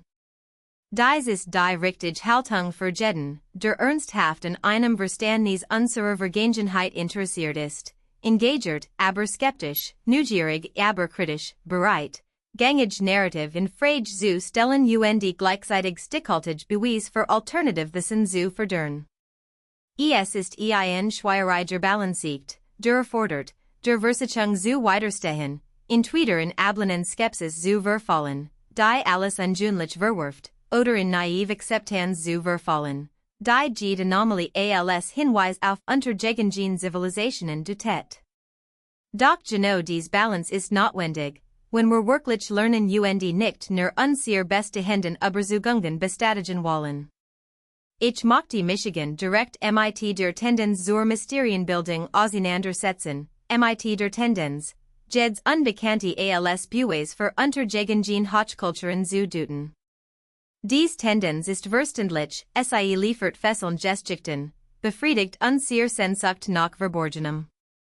Wissen und unsere Unzufriedenheit mit den oft trockenen und beschränkten gängigen Erklärungen. Doch letztlich ist sie kontraproduktiv, weil sie Rätsel mit erfundenen verdrängt und die Aufmerksamkeit von echten Fragen ablenkt, die einer Untersuchung bedürfen, hin zu Spekulationen über Atlantis, außerirdische Zivilisationen oder anderen exotischen Erklärungen, die gerade in Mode sind. Das Rätsel ist auch ein Ausdruckung spektakular genig, wie entstand die menschliche Intelligenz? Wie hat sie sich über 100.000 von Jahren entwickelt? Wie sammelt sich Wissen und get wieder verloren? Wie gelangten wir von kleinen Gruppen afrikanischer Jäger und Sammler zu einer globalen Zivilisation, die in der Lage ist, auf dem Mond zu landen und Genom zu sequenzieren?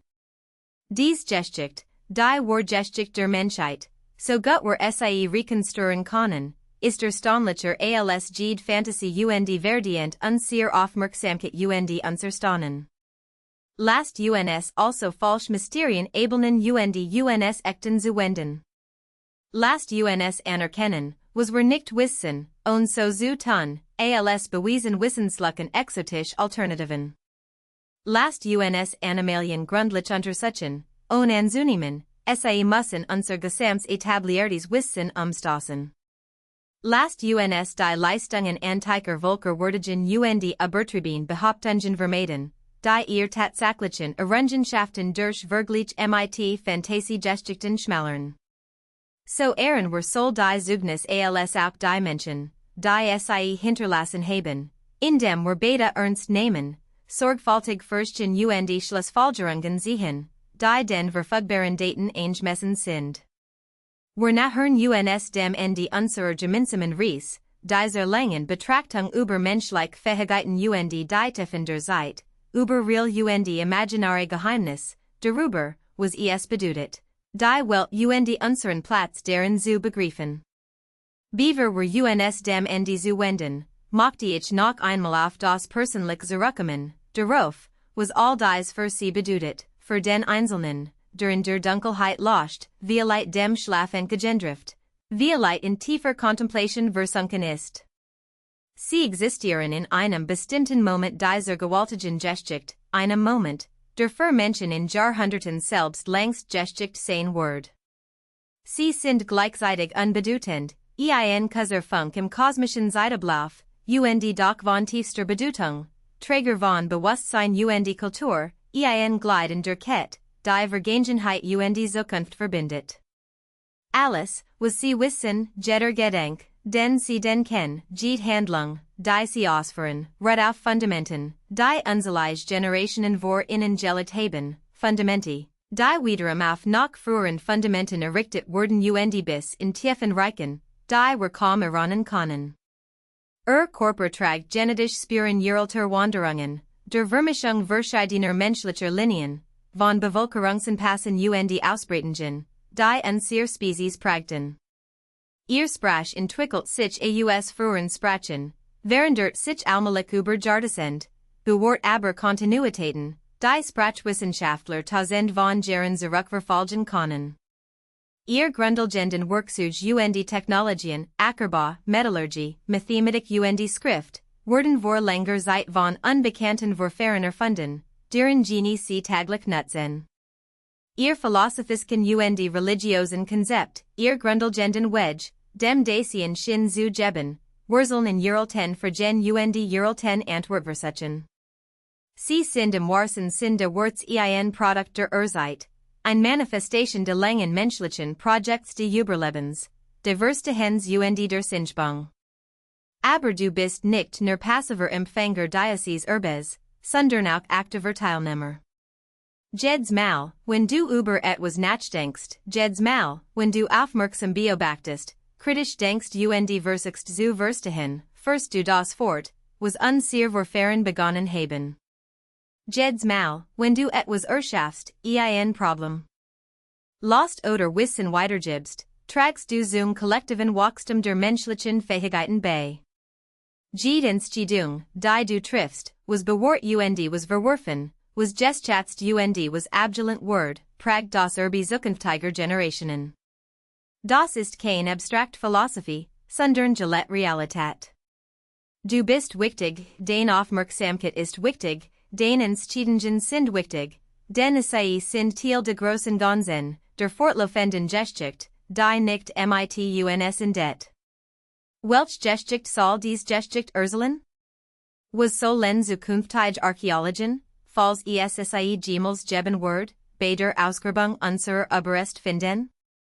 Werden sie ein Kultur vorfinden, die Wissen schätzt, sorgsam bewahrt weitergab, die auf dem vorhergegangenen Aufbau neue Erkenntnis hinzufügt? Oder werden sie einen Moment des Zusammenbruchs erleben, verlorens Wissen geschwacht Fähigkeiten, ein warnen Geschichte wie die wir besprochen haben? Die Antwort hängt zum Teil von uns ab, von den Entscheidungen, die wir gemeinsam in Bezug auf Bildung, Verstärkung Denkmalpflege treffen, von unserem Umgang mit der Umwelt miteinander, von der Frage, ob wir kurzfristigen Konsum oder langfristig Nachhaltigkeit priorisieren. Das sind nicht die Probleme anderer, sind unsere, sind ihr, erfordert das Engagement aller, denen die Zukunft im Herzen liegt. Deshalb ist das Verständnis unserer Vergangenheit so wichtig. Geht nicht nur akademisch Neugier, nicht nur die Freude am Losen von Rätseln oder die Befriedigung, zu wissen, wie die Dinge waren. Geht praktisch Weisheit darüber, wie menschliche Gesellschaften funktionieren, wie Wissen erworben verloren geht, wie Zivilisationen aufsteigen untergehen, Lektionen, die früher Völker unter enormem Preis erkauft haben die uns zur Verfügung stehen, wenn wir bereit sind zu lernen.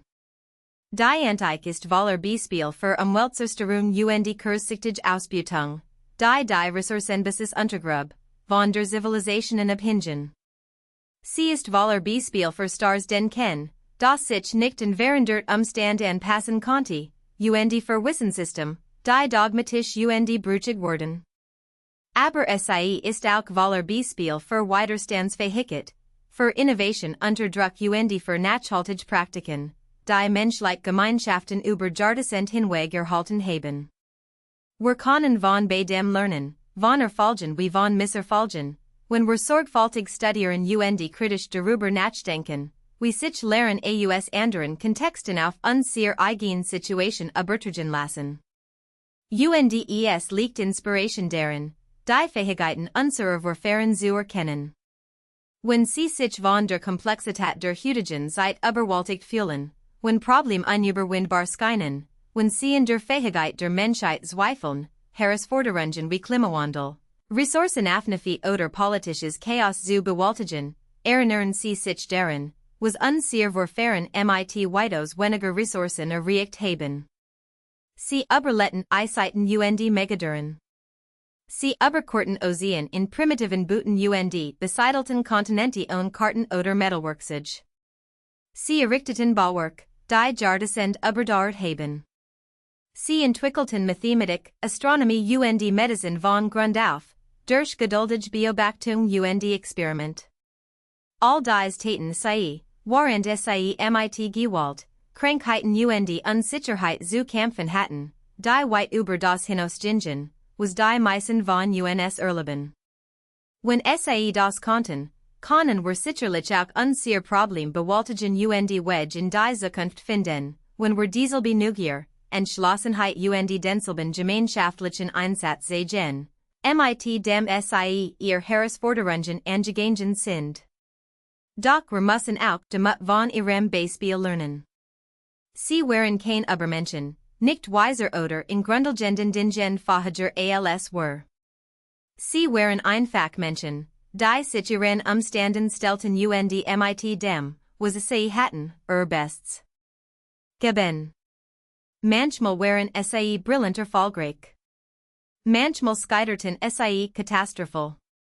Oftmals schlugen sie sich irgendwie durch, bewältigten die Situation, anstatt sie zu lösen, passten sichen, anstatt sie zu meistern. So sind Menschen, so haben wir es schon immer getan.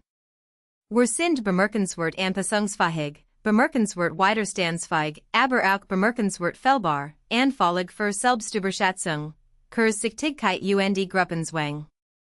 Wenn wir dies bei unseren Vorfahren erkennen, sollt uns das helfen, es auch bei uns selbst zu erkennen, sollt uns vorsichtiger in unseren Entscheidungen machen, uns eher dazu bringen, Annahmen zu hinterfragen, Alternativen in Betracht zu ziehen und aus Fehlern zu lernen. Waren dies Reis nun zu Ende geht und sie sich auf die Rückkehr von dieser langen Zeitreise in ihr Gegenwart vorbereiten, was sollten sie mitnehmen?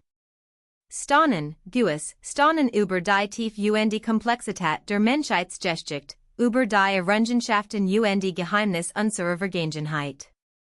Damit, die Erkenntnis, dass wir nicht so einzigartig oder beispiellos sind, wie wir manchmal glauben, dass wir Teil einer größeren Geschichte sind und von unseren Vorfahren lernen sollten. Neugier, die Bereitschaft, etabliert Erklärungen zu hinterfragen, Ungründliches zu erforschen und offen für neue Erkenntnis zu bleiben. Verbundenheit, das Gefühl der Verwandtschaft mit all jenen früheren Menschen, die dieselben Stern betrachten, dieselben Fragen stellten und mit denselben grundlegenden Herausforderungen kämpften.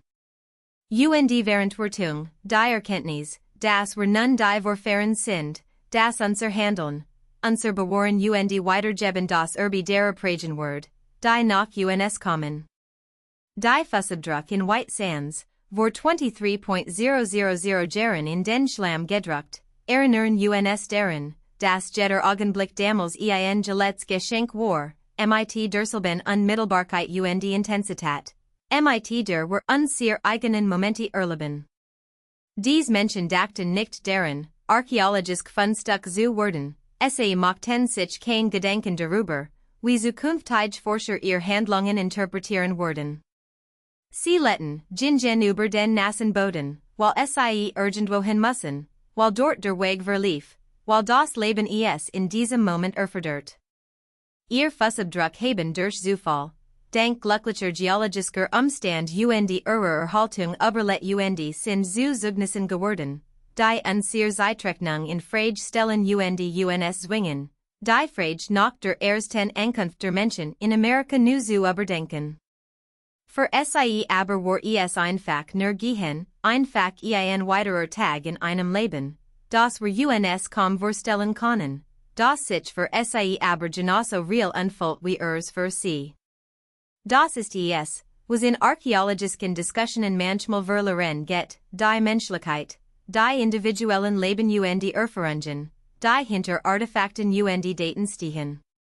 Jed Steinwerkzeug Word von Handen gehalten, von jemandem mit Gedenken, gefallen und Beziehungen geschaffen, von jemandem, der die Technik von einem anderen gelernt, sie vielleicht in sein Kinder weitergegeben und das Werkzeug für konkret, für sein tägliches Leben wichtig Zweck genutzt hat. Jeder Fußabdruck repräsentiert einen Menschen, der irgendwohin gegangen ist, aus Gründen, die ihm einleuchteten, in einer Welt, die sein Gesamtrealität war.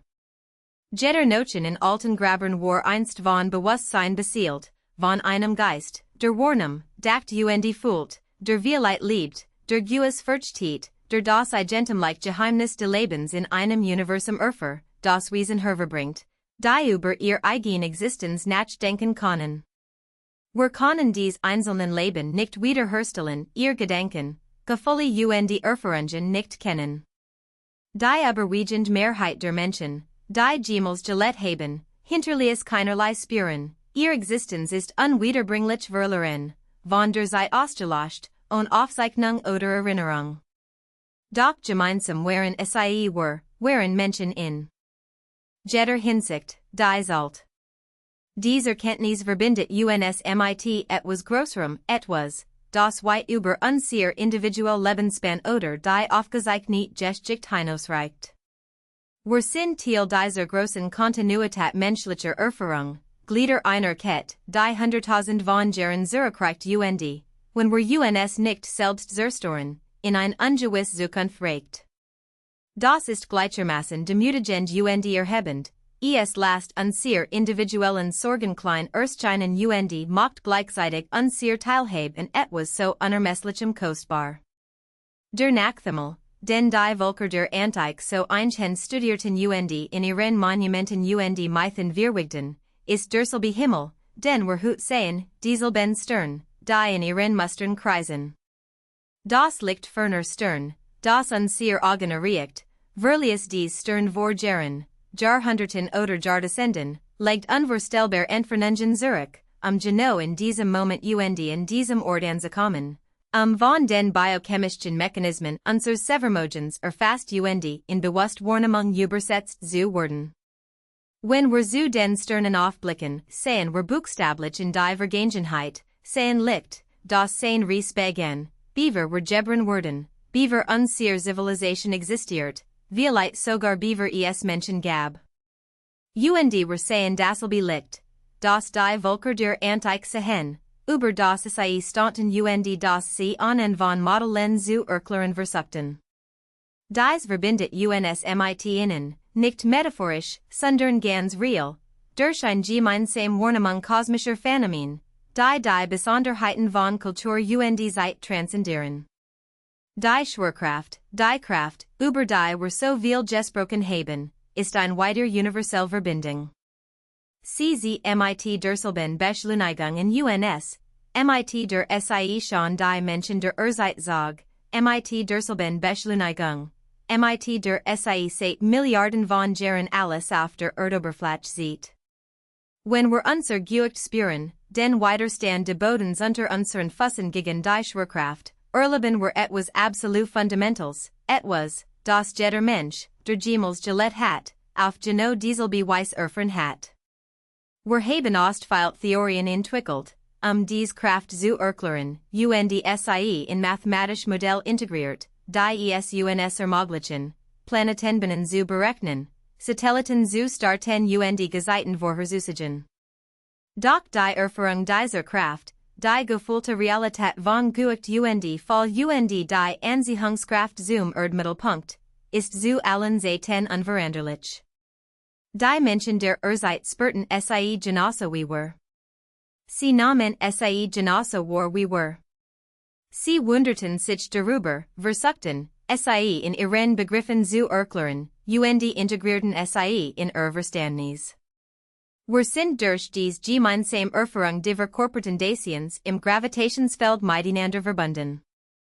Diese Verbindungen sind wichtig, weil sie der Isolation und Entfremdung entgegenwirken, die das moderne Leben oft mit sich bringt.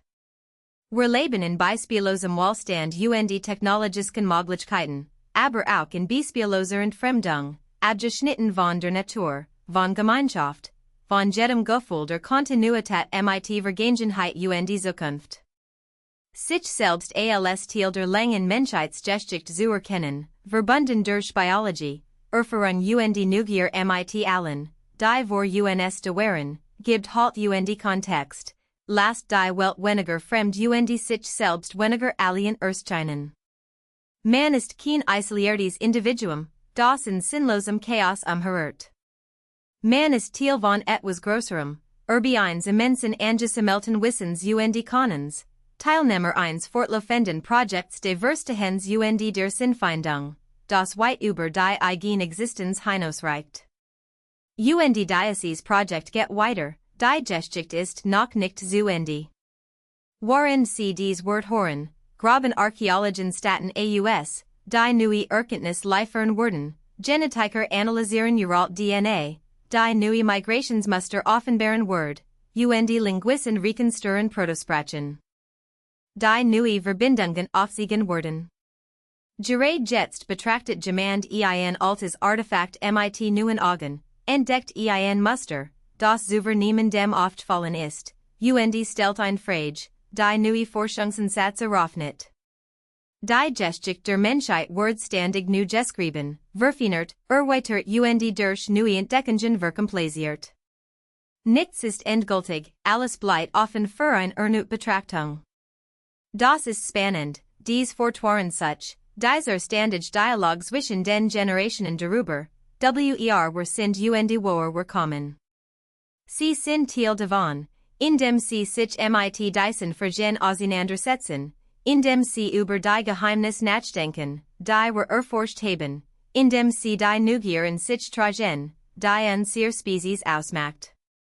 Lassen sie dies Gedanken in ihr Bewusstsein fließen, während sie einschlafen oder zu ihren täglichen Sorgen zurückkehren. Lassen sie sie in ihrem Denken nachwirken und vielleicht ihr Sicht auf sich selbst und ihr Verbindung zum unermesslichen Lauf der menschlichen Zeit verändern. Sie existieren in einem bestimmten Augenblick, doch dieser Augenblick ist mit allen anderen Augenblicken verbunden, mit der tiefen Vergangenheit, die wir erforscht haben, und mit der unbekannten Zukunft, die wir gestalten. Was sie mit diesem Wissen anfangen, wie sie es in ihr Verständnis und ihr entscheidenden Einfließen lassen, liegt ganz bei ihnen. Die einzige Bitte ist, dass sie neugierig bleiben, weiterhin Fragen stellen, ihr Schlussfolgerungen nicht voreilig fassen und offen für neue Erkenntnisse und Perspektiven sind. Das haben unsere Vorfahren in ihren besten Zeiten getan. Das sollten wir jetzt tun. Das können wir in die nachfolgenden Generationen weitergeben. Jetzt, da wir uns dem Ende nähern, gilt es, einen letzten Faden aufzugreifen, ein letztes Mal darüber nachzudenken, was all das bedeutet. Wir haben über Wissen und Messung gesprochen, über ihre Fähigkeiten und unterschiedlichen Zivilisationen, über Verspüren, Werkzeuge und Stern. Doch all dem liegt ein grundlegender Frage zugrund, ein Frage, mit der sich jeder Mensch auf sein Weise auseinandergesetzt hat. Was bedeutet es, Mensch zu sein? Was ist dieser seltsame Zustand, in dem wir uns befinden, Bewusstsein eingebettet in Materie, uns unserer eigenen Existenz und unserer eigenen Sterblichkeit bewusst, feig zu staunen, Neugier, Liebe und Furcht? Die wissenschaftlichen Erklärungen, Evolution, Neurowissenschaft und Biochemie, beschreiben Mechanismen, erfassen aber nicht die gefühlte Qualität, die geheimnisvoll subjektive Erfahrung, ein Mensch in der Welt zu sein. Auch die Völker der Antike stellten sich dies Frage, formulierten sie in ihren eigenen Begriffen und schufen ihr eigenen Antworten in Form von Ursprungsmythen, religiosen Kosmologien und philosophischen Systemen. Sie sehen sich als Teil der Natur, verbunden mit Tieren, Pflanzen und Naturkraften auf ein Weise, die wir weitgehend vergessen haben. Sie sehen die Welt als lebendig, beseelt von Geistern, Göttern oder unpersönlichen Kraften, die Respekt und Beziehung verlangten. Sie verstanden sich selbst durch Geschichten, durch Erzählungen, die menschliche Existenz in einen größeren Kontext von Sinn und Zweck inordneten. Diese Weltanschauungen unterscheiden sich von unseren, sind oft unvereinbar mit wissenschaftlichem Verständnis, doch sie gingen auf real menschliche Bedürfnis ein, die rein materielle Erklärungen unbeantwortet lassen. Sie geben Sinn, Kontext, Zweck, Zugehörigkeit, Dinge, die Menschen zum Gediehen brauchen, Dinge, die sich nicht im Labor messen oder mit Gleichungen berechnen lassen. Wir haben durch die wissenschaftliche Revolution enorm gewonnen, durch die Entscheidung, die Natur objektiv zu erforschen, und menschliche Bedeutungen und Wort aufzuzwingen. Doch wir haben auch etwas verloren, das Gefühl der Faszination, der Teilhabe und der Beziehung zur nicht-menschlichen Welt. Wir sind Wissender, aber vielleicht weniger weiss, fähiger, aber vielleicht weniger zufrieden. Die Alten Völker, von denen wir gesprochen haben, letten trotz ihres Mangels an wissenschaftlichen Theorien in einer Welt voller Sinn, in der alles mit allem verbunden war, in der das menschliche Leben in grosser, kosmisch bedeutsam Muster eingebettet war. Dieses Gefühl der Verbundenheit und des Sinns müssen wir vielleicht wiederentdecken, nicht indem wir die Wissenschaft aufgeben, sondern indem wir sie durch Altir, ganzheitlicher Wedge der Auseinandersetzung mit dem Dasein ergänzen. Hier wird die Auseinandersetzung mit unserer Vergangenheit persönlich transformierend, anstatt nur intellektuell interessant zu sein. Indem wir uns ernsthaft mit antiken Weltanschauungen auseinandersetzen, nicht sie wörtlich zu übernehmen, sondern zu verstehen, was sie den Menschen boten, können wir beginnen zu erkennen, was uns möglicherweise fehlt, was wir in unseren heutigen Lebensumständen anpassen müssen. Wir brauchen die streng und Kraft des wissenschaftlichen Denkens, unbedingt. Aber wir brauchen auch Mythen, Ritual und Erzählungen, wir brauchen Wedge, uns miteinander und mit der Welt zu verbinden, die emotionalen und spirituellen Dimensionen des Daseins ansprechen. Wir müssen Wedge finden, ein Leben zu führen, das nicht nur materiell comfortable, sondern auch psychisch und spirituell erfüllend ist, das Sinn, Zweck und Zugehörigkeit bietet, nach denen sich die Menschen seit Jahrzehnten.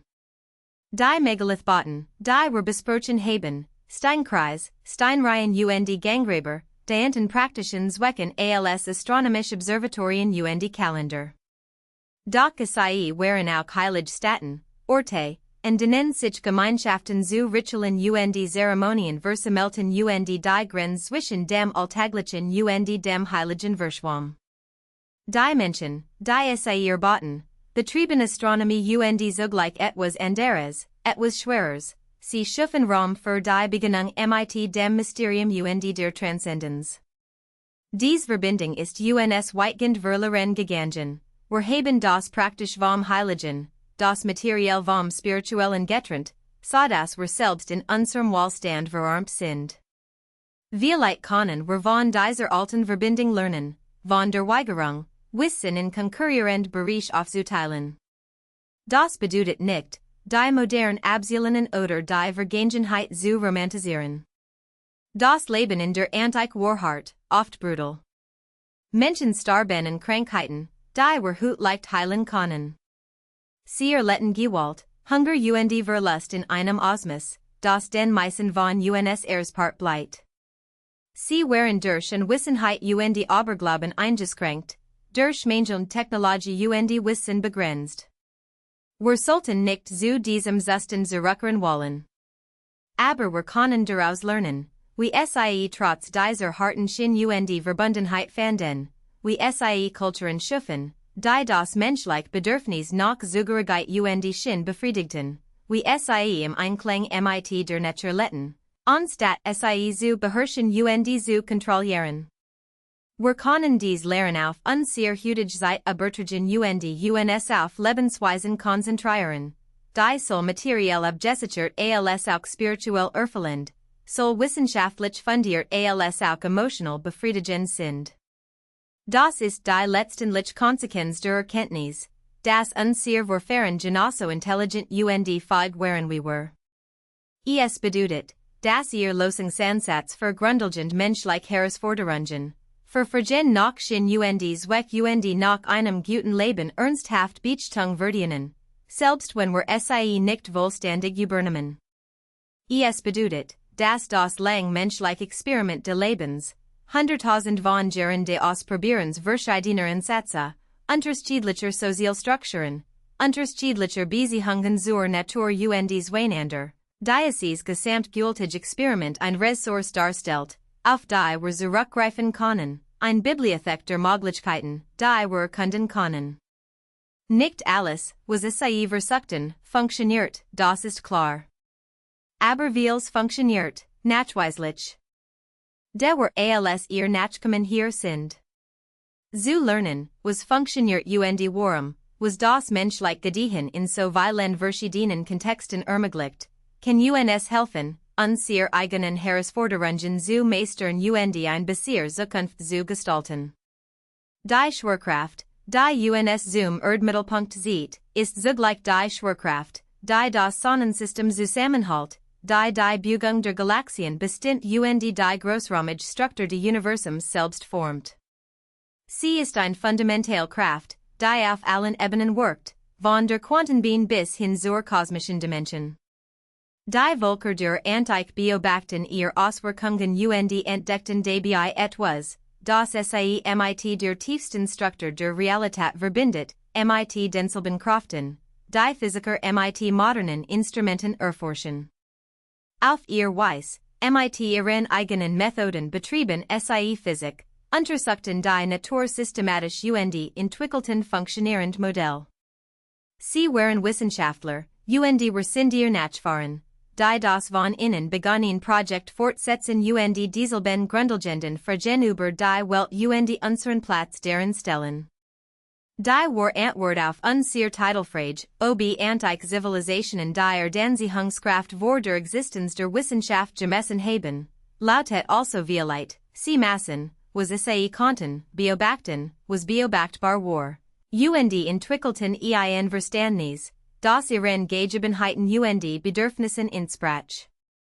Sie waren neugierig, vorsichtig und klug und zu bemerkenswerten Leistungen fähig, wenn die Umstand es zuließen. Waren sie uns ähnlich? Nicht im Detail, nicht in ihrem spezifischen Wissen, ihren Denkmodellen oder Technologien. Aber in ihren Fähigkeiten, ihrem Antrieb, in ihren grundlegenden menschlichen Eigenschaften wie Intelligenz, Staunen und Entschlossenheit, absolut ja. Sie waren und sind sie, durch die Zeit getrennt, aber vereinigt durch die gemeinsame Menschlichkeit, durch dieselben grundlegenden kognitiven Fähigkeiten, emotionalen Bedürfnis und existenziellen Fragen. Dies Verbindung zu erkennen, sie tief zu fühlen, anstatt sie nur intellektuell zu erfassen, verandert unsere Sicht auf uns selbst und unseren Platz in der großen Geschichte der Menschheit. Und nun sind wir am Ende dieser langen Reise angelangt, dieser Betrachtung menschlicher Fähigkeiten und uralten Wissens, geloster und vertiefter Geheimnis, der Frage, was es bedeutet, in die fern Vergangenheit zurückzublicken und nicht ermenschen, sondern uns selbst in veranderten Umständen gespiegelt zu sehen. Was sollen sie nun damit anfangen? Wie soll es denken, handeln oder ihr Weltsicht verändern? Vielleicht gar nichts, vielleicht war es nur ein unterhaltsame Ablenkung, ein Geschichte, die sie einmal beschäftigt hat, bevor sie sich anderen Dingen zuwenden. Das ist in Ordnung, das ist eine legitime Nutzung unserer gemeinsamen Zeit. Aber vielleicht konnte es mehr sein, ein Ausgangspunkt für tiefergehend Fragen, für das Hinterfragen ihrer Annahmen über Geschichte, Wissen die menschliche Natur. Ich hoffe, dass Sie zumindest davon überzeugt wurden, dass unsere Vorfahren Respekt verdienen, das alt nicht gleichbedeutend mit primitiv ist und das die menschliche Intelligenz seiderseiten auf höchstem Niveau arbeitet. Ich hoffe, es hat ihr Neugier geweckt, was wir sonst noch nicht wissen, welch Annahmen wir vielleicht falsch sind, welch anderen Beweise draußen darauf warten, entdeckt und richtig interpretiert zu werden. Ich hoffe, es hat Ihnen ein Gefühl der Verbundenheit mit der tiefen menschlichen Geschichte vermittelt, ein Gefühl, Teil von etwas Größerem, Alterem und Bedeutsamerem als der unmittelbaren Gegenwart zu sein. Und ich hoffe, es hat Sie zum Staunen gebracht, ihr Wertschätzung für das Geheimnisvoll und die Komplexität des Daseins, für die Fragen, die wir trotz all unserer Fortschritt noch immer nicht beantworten können, für die Skier Unwahrscheinlichkeit und die Kostbarkeit von Bewusstsein und Leben.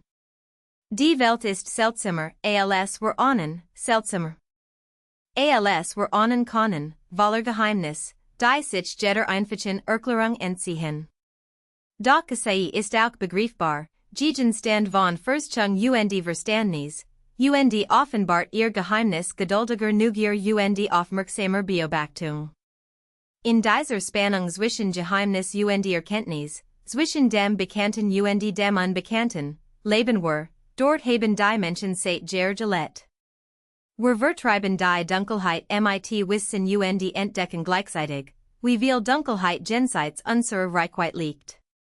Das ist aufregend, das ist das grundlegende Abenteuer des Menschseins, das macht das Leben und das Bewusstsein in diesem Universum so außergewöhnlich. Du existierst, allen Widrigkeiten zum Trotz, genau in diesem Moment der Geschichte. Deine Existenz erfordert ein ununterbrochene Fortpflanzungskeit, die sich über Milliarden von Jahren zurückverfolgen lässt, über menschlich und vermenschlich Verfahren und einfähig Organismen bis zum Ursprung des Lebens auf der Erde. Jeder einzelne deiner Verfahren, ohne Ausnahme, überlebt langgenig, sich fortzupflanzen. Keiner von ihnen starb in der Kindheit, beaver sein Gene weitergeben konnte. Keiner von ihnen fand keinen Partner. Die Wahrscheinlichkeit dafür, die schier Unwahrscheinlichkeit deiner Existenz, ist unvorstellbar groß. Und doch bist du hier, Bewusstsein, entstanden aus Materie, dir deiner eigenen Existenz bewusst, fähig, über deinen eigenen Ursprung nachzudenken und dich nach deinem Platz im Universum zu sinnen. Das ist außergewöhnlich, ja ein Wunder, selbst wenn wir die Mechanismen verstehen, die es hervorgebracht haben. Verlier nicht aus den Augen, wie bemerkenswert deine Existenz ist, wie kostbar Bewusstsein ist und wie glücklich wir uns alle schätzen können, diesen seltsamen und wunderbaren Zustand zu erleben.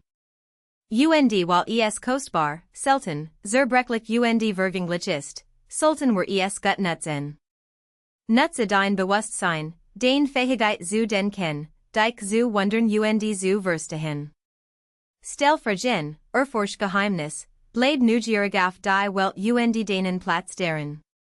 Gib dich nicht mit einfachen Antworten zufrieden, gib dich nicht mit bequemen Erzählungen zufrieden, lass dir von niemandem einreden, dass alle wichtigen Fragen beantwortet sind.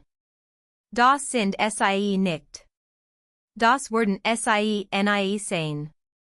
Es gibt immer mehr zu entdecken, mehr zu verstehen, mehr Geheimnis, die darauf warten, erforscht zu werden. Du kannst in dieser Forschung teilnehmen, zum gemeinsamen Projekt des menschlichen Verstehens beitragen, auch wenn du kein professioneller Forscher bist. Du kannst lesen, nachdenken und Fragen stellen, dich mit Beweisen auseinandersetzen und den eigenen Schluss ziehen, den Stimme in die Großdiskussion darüber einbringen, wir sind und woher wir kommen. Und auch sie können Wissen bewahren und weitergeben, ein Glide in der Kette sein, die Wissen von der Vergangenheit in die Zukunft trägt. Lehren sie Wissen in die nachfolgenden Generationen, sehen es ihr Kinder, ihr Schüler oder einfach jeder, der zuhören möchte. Erzählen sie Geschichten, teilen sie Erkenntnis, geben sie Wissen weiter. So blight Wissen über Generationen erhalten, durch individuelles Lehren und Lernen, durch Menschen, denen das Verständnis so wichtig ist, dass sie Zeit und Energie investieren, es zu erforschen und weiterzuüben. Sie sind Teil dieses Prozesses, ob sie es merken oder nicht. Was sie Wurzschätzen, bewahren und weitergeben, prägt, wenn auch nur geringfügig das Erbe zukünftiger Generationen. Die Fußspuren in White Sands wurden mit der Zeit erodieren, von Wind und Wasser abgetragen, bis kein Spur mehr übrig ist. Die Steinkreise wurden einstürzen, zerbrechen, verstritt und von Erde und Vegetation bedeckt wurden. Die Hullen Malerien wurden verblassen, Riss bekommen, abladdern und schleißlich verschwinden. Nichts wort uig, im physischen Sinn. Alles, was verbauen, zerfalt irgendwann, jede Aufzeichnung verblasst. Doch das Wissen bleibt bestehin, wenn wir es weitergeben, wenn wir uns genig darum kümmern, es zu bewahren, zu lehren und zu teilen. Die astronomischen Beobachtungen der Megalithbauer prägen unser Verständnis bis heute, 3000 Jahre später, weil jemand das Wissen weitergegeben hat, weil genügend Menschen sich darum bemüht haben, die Traditionen zu bewahren und sie schleißlich zu erforschen und zu dokumentieren. Die mundlichen Überlieferungen indigener Völker bewahren Wissen über Generationen hinweg, weil dies Gemeinschaften Wort auf Bewahrung legen, weil sie Techniken und Praktiken entwickelt haben, Erinnerungen über die Zeit zu erhalten.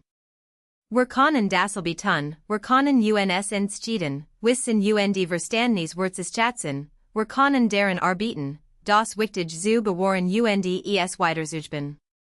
Wenn du also in deinen Alltag zurückkehrst, zu deinen unmittelbaren Sorgen und Routinen, nimm etwas davon mit.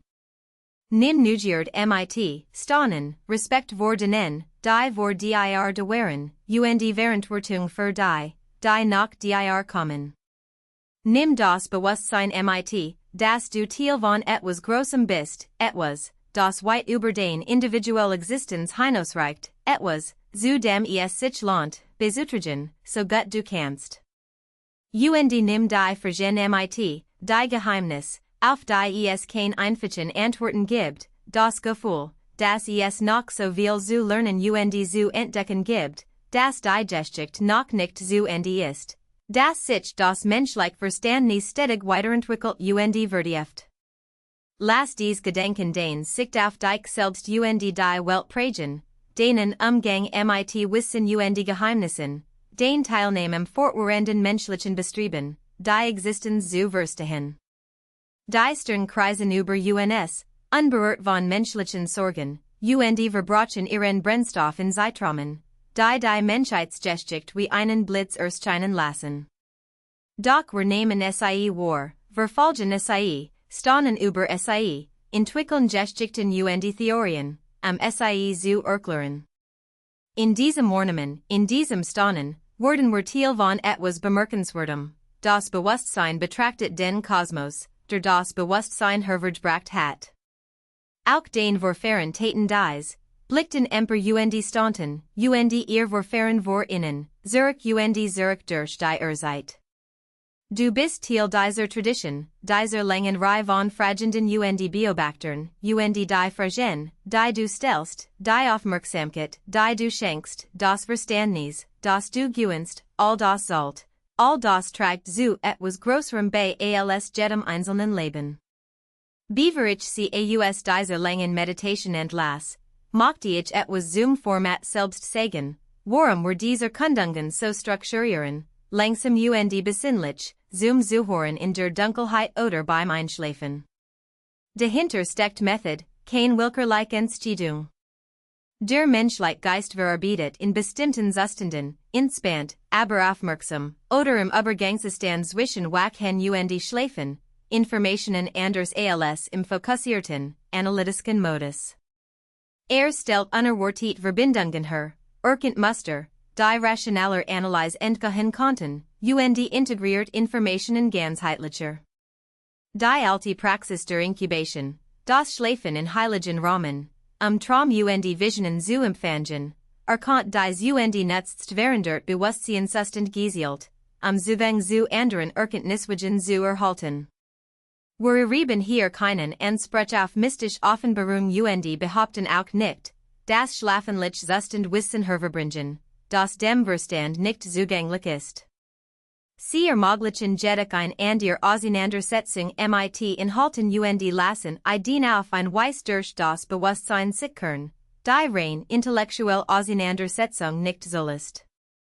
In entspanntem Zustand, wenn analytische Abwehrmechanismen nachlassen, können Informationen tiefer eindringen und soul emotional und intuitiv als auch rational Dimensionen des Verstehens ansprechen.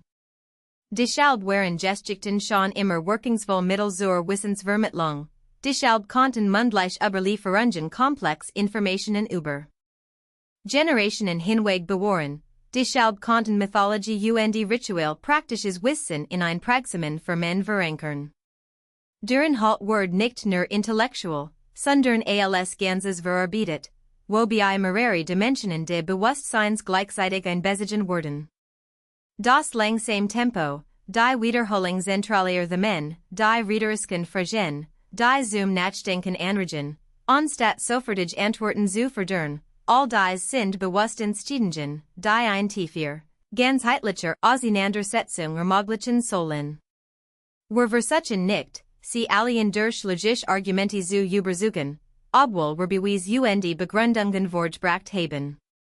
Wir mochten ihnen ein Erlebnis bieten, ein Beginnung mit der Erzeit und dem Denken der Antike, die Fantasie und Emotionen ebenso wie den Intellekt anspricht. Wir mochten, dass sie die Verbindung zu unseren Vorfahren spüren, nicht nur abstrakt verstehen. Wir mochten, dass das Geheimnis sie beruht und für sie persönlich bedeutsam word, anstatt nur intellektuell interessant zu sein. Dies erfordert einen anderen Ansatz als herkömmliche Dokumentationen oder Vorträge, es erfordert Raum für Nachdenken und emotionale Auseinandersetzung. Wenn es ihnen gelungen ist, wenn sie dies lang Reis durch antike Zeugnis und philosophische Betrachtungen mitgemacht haben, dann haben sie erlebt, was wir anstreben, an der Art, sich mit historischem und wissenschaftlichem Material auseinanderzusetzen, die Strage mit Staunen, Beweis mit Fantasie, Wissen mit Geheimnis verbindet. Sie haben Dinge gelernt, konkret Fakten über Archäologie, Genetik und die Fähigkeiten der Antike. Aber hoffentlich haben sie auch etwas erlebt, die Wucht der Erzeit gespürt, die Präsenz antiker Geister im Kampf mit der Existenz wahrgenommen und sich auf ein Weise mit der langen Geschichte der Menschheit verbunden, die durch rein Informationsvermittlung nicht zu erreichen ist. Dies Erfahrungsgebiet ist entscheidend, sie ist die Information in Verständnis, Fakten in Weisheit verwandelt. Und Weisheit ist das, was wir brauchen, nicht bloßes Wissen. Wir leben in einem Zeitalter beispiellosen Informationszugangs, können alles sofort nachschlagen und Fakten endlos anhäufen. Doch Informationen ohne Kontext, ohne Einbettung in Geleits Verständnis und einen sinnvollen Rahmen, sind leer und helfen uns nicht wirklich, uns im Leben zurechtzufinden, gut Entscheidungen zu treffen oder ein erfülltes Leben zu führen. Weisheit erfordert mehr, Reflexion und Integration, die Vernupfung von Informationen mit Worten und Sinn, die Frage nicht nur nach der Wahrheit, sondern auch nach ihrer Bedeutung, ihrer Relevanz und wie sie unser Leben prägen sollte. Genau deren Legen die alten Traditionen, sie schaffen Rahmen, die Wissen mit Sinn verbanden, praktisch Fähigkeiten mit übergeordneten Zielen vernupften und das individuelle Leben in kosmisch Erzahlungen einbetten, die dem Dasein Sinn verliehen. Wir brauchen hut etwas Ähnliches, wedge, unser immenses wissenschaftliches Wissen mit Sinn und Wortesystmen zu vernupfen, Informationen wieder mit Weisheit zu verbinden. Dies ist zum Teil ein individuell Aufgabe, jeder muss sein eigen, sinnvoll Integration finden, aber auch ein kulturell Aufgabe, die Entwicklung gemeinsamer Erzahlungen und Praktiken erfordert, die Funktionen von Mythologie und Ritualen aus führen sie erfüllen. Wir brauchen Geschichten, die wissenschaftlich Erkenntnis einbeziehen und gleichzeitig existenziell Fragen aufgreifen. Wir brauchen Praktiken, die uns mit der Natur, untereinander und mit der tiefen Zeit, die wir erforschen, verbinden.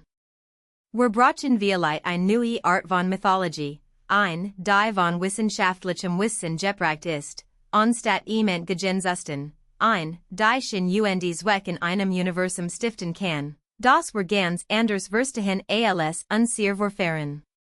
Das ist ambitioniert, vielleicht unmöglich, aber es ist einen Versuch wert.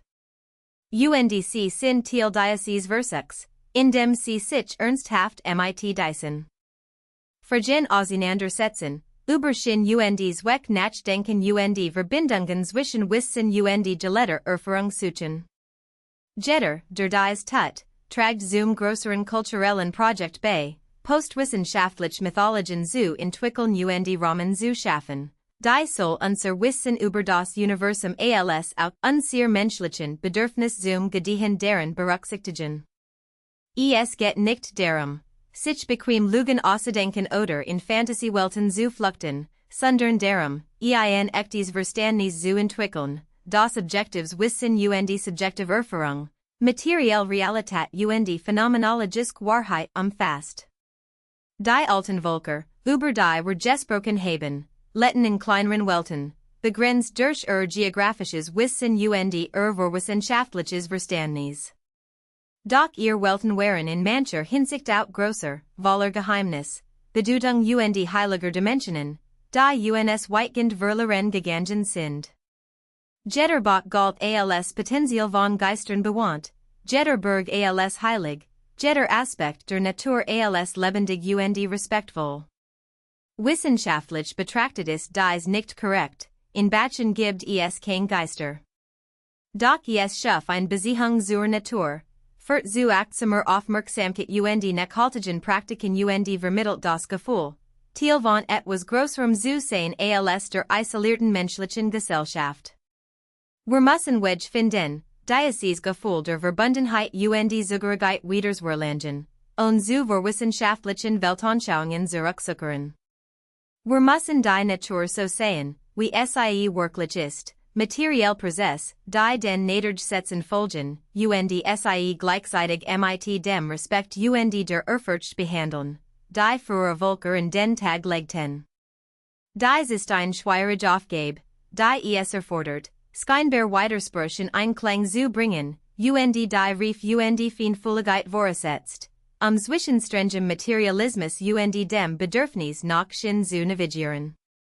Doch sie ist unerlässlich, wenn wir Kulturen entwickeln wollen, die langfristig nachhaltig sind, die soll materiellen Wohlstand als auch psychisches Wohlbefinden behalten und soll unser wissenschaftliches Verständnis als auch unser emotionalen und spirituellen Bedürfnis als Menschen berücksichtigen.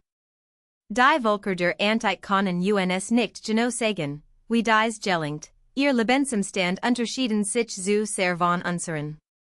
Aber sie können uns inspirieren, uns sagen, dass ein sinnvolles und nachhaltiges Leben innerhalb der Grenzen der Natur möglich ist, und uns Beispiel dafür geben, wie Wissen und Weisheit zusammenwirken können, wie praktische Fähigkeiten mit Ehrfurcht und Staunen koexistieren können.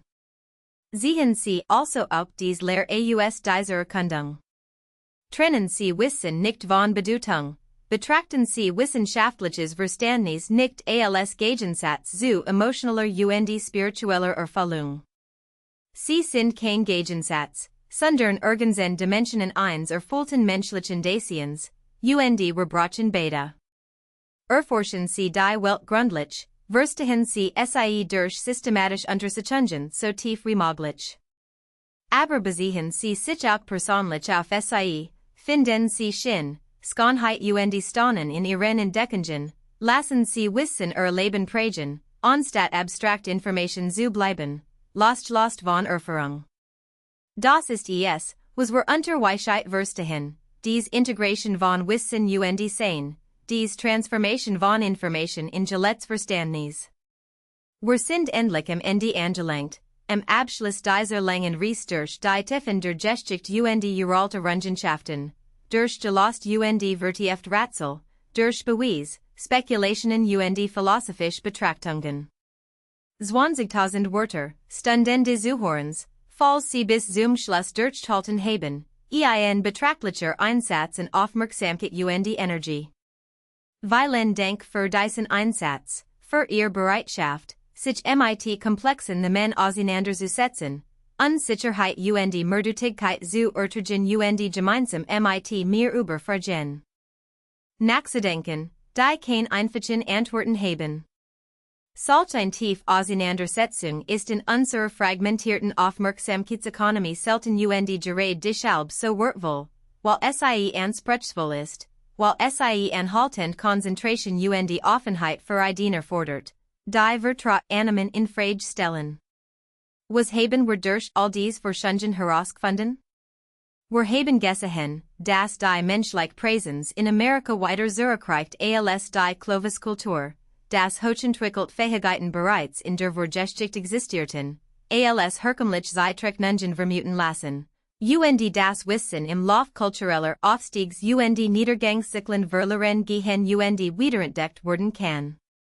Wir haben konkret Beweise, Werkzeuge, Fußabdruck, Bauwerk und genetische Daten untersucht, die auf komplexere Zusammenhänge hindeuten, als Varianfakt Modell zulassen. Wir haben uns damit auseinandergesetzt, wie antike Volker möglicherweise praktisches Verständnis von physikalischen Kräften wie der Schwerkraft besaßen, selbst ohne formelle wissenschaftliche Theorien. Und wir haben darüber nachgedacht, was all dies bedeutet, wie uns die Anerkennung neueralter Fähigkeiten mit der Tiefenzeit verbindet, wie zerbrechlich Wissen und wie kostbar Bewusstsein ist, wie Retil von etwas Großem und Fortwährendem sind, das die individuelle Existenz übersteht. Doch jenseits konkreter Behauptungen und Beweis häufig, dass dies eine Übung in einer anderen Denkweise war, in einer anderen Auseinandersetzung mit der Vergangenheit und mit Wissen im Allgemeinen. Ein Denkweise, die Skepsis und Offenheit in Einklang bringt, die Beweis fordert und gleichzeitig bereit ist, etabliert Narrative zu hinterfragen, die intellektuell streng mit fantasievoller Auseinandersetzung verbindet und antiken Völkern Respekt statt Herablassung entgegenbringt. Dieser Ansatz ist uns nicht nur beim Studium der Geschichte, sondern auch im Alltag von Nutzen, wenn es darum geht, Behauptungen zu bewerten, Wissen zu erwerben und Entscheidungen darüber zu treffen, was wir glauben und wie wir handeln. Wir leben in Zeiten enormer Unsicherheit und rasanter Veränderungen, Zeiten, in denen sich viele Menschen von Tradition und Gemeinschaft entwurzelt fühlen, in denen alte Gewohnheiten verschwunden und neue noch nicht entstanden sind. Der Blick zurück in unsere ferne Vergangenheit, das Erkennen unserer Verbindung zur langen Geschichte der Menschheit, kann uns die Fällen Stabilität zurückgeben und uns daran erinnern, dass wir nicht die Ersten sind, die mit Unsicherheit und Wandel konfrontiert werden, dass die Menschheit schon oft Umbrüche und Transformationen bewältigt hat. Aus dieser Erkenntnis können wir Kraft schöpfen, uns weniger isoliert und starker mit etwas größerem und beständigerem als unserem gegenwärtigen Augenblick verbunden fühlen. Die Nacht verdunkelt sich, worin du lachst, vielleicht dämmert es bereits, oder vielleicht befindest du dich in einer anderen Zeitzone, wo der Tag dem Abend entgegengeht.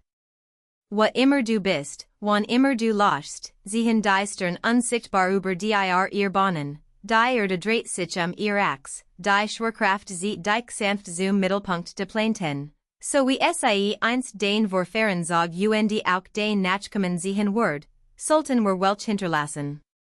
Dies sind Konstanten, unveränderliche Realitäten, die alle Augenblick und alle Menschen verbinden. Und dein Bewusstsein, das diesen Moment erlebt, sich mit diesen Fragen auseinandersetzt, ist selbst ein Konstant, das begründelnd menschlich Bewusstsein, das seit Hunderttausenden von Jahren durch unselige Augen geblickt hat, immer staunend, immer neugierig, immer bestrebt zu verstehen. Du bist Träger dieses Bewusstseins, ein Vorberg der Ausdruck der Fähigkeit des Universums, sich seiner selbst bewusst zu werden. Du bestest buchstäblich aus Sternenstab, aus Atomen, die in Uralten Sternenfen geschmiedet und durch Supernova-Explosionen im Weltraum verstört wurden. Diese Atom fanden ihren Weg zu diesem Planeten und schließlich zu der Konfiguration, die du bist, bewusst und über deine eigene Existenz nachdenkend. Das ist kein Metaphor oder Poesie, sondern Physik, Kosmologie, die tatsächlich Geschichte der Materie, aus der dein Körper besteht. Du bist das Universum, das sich selbst betrachtet und vergehen nach seiner eigenen Natur und seinem Ursprung stellt.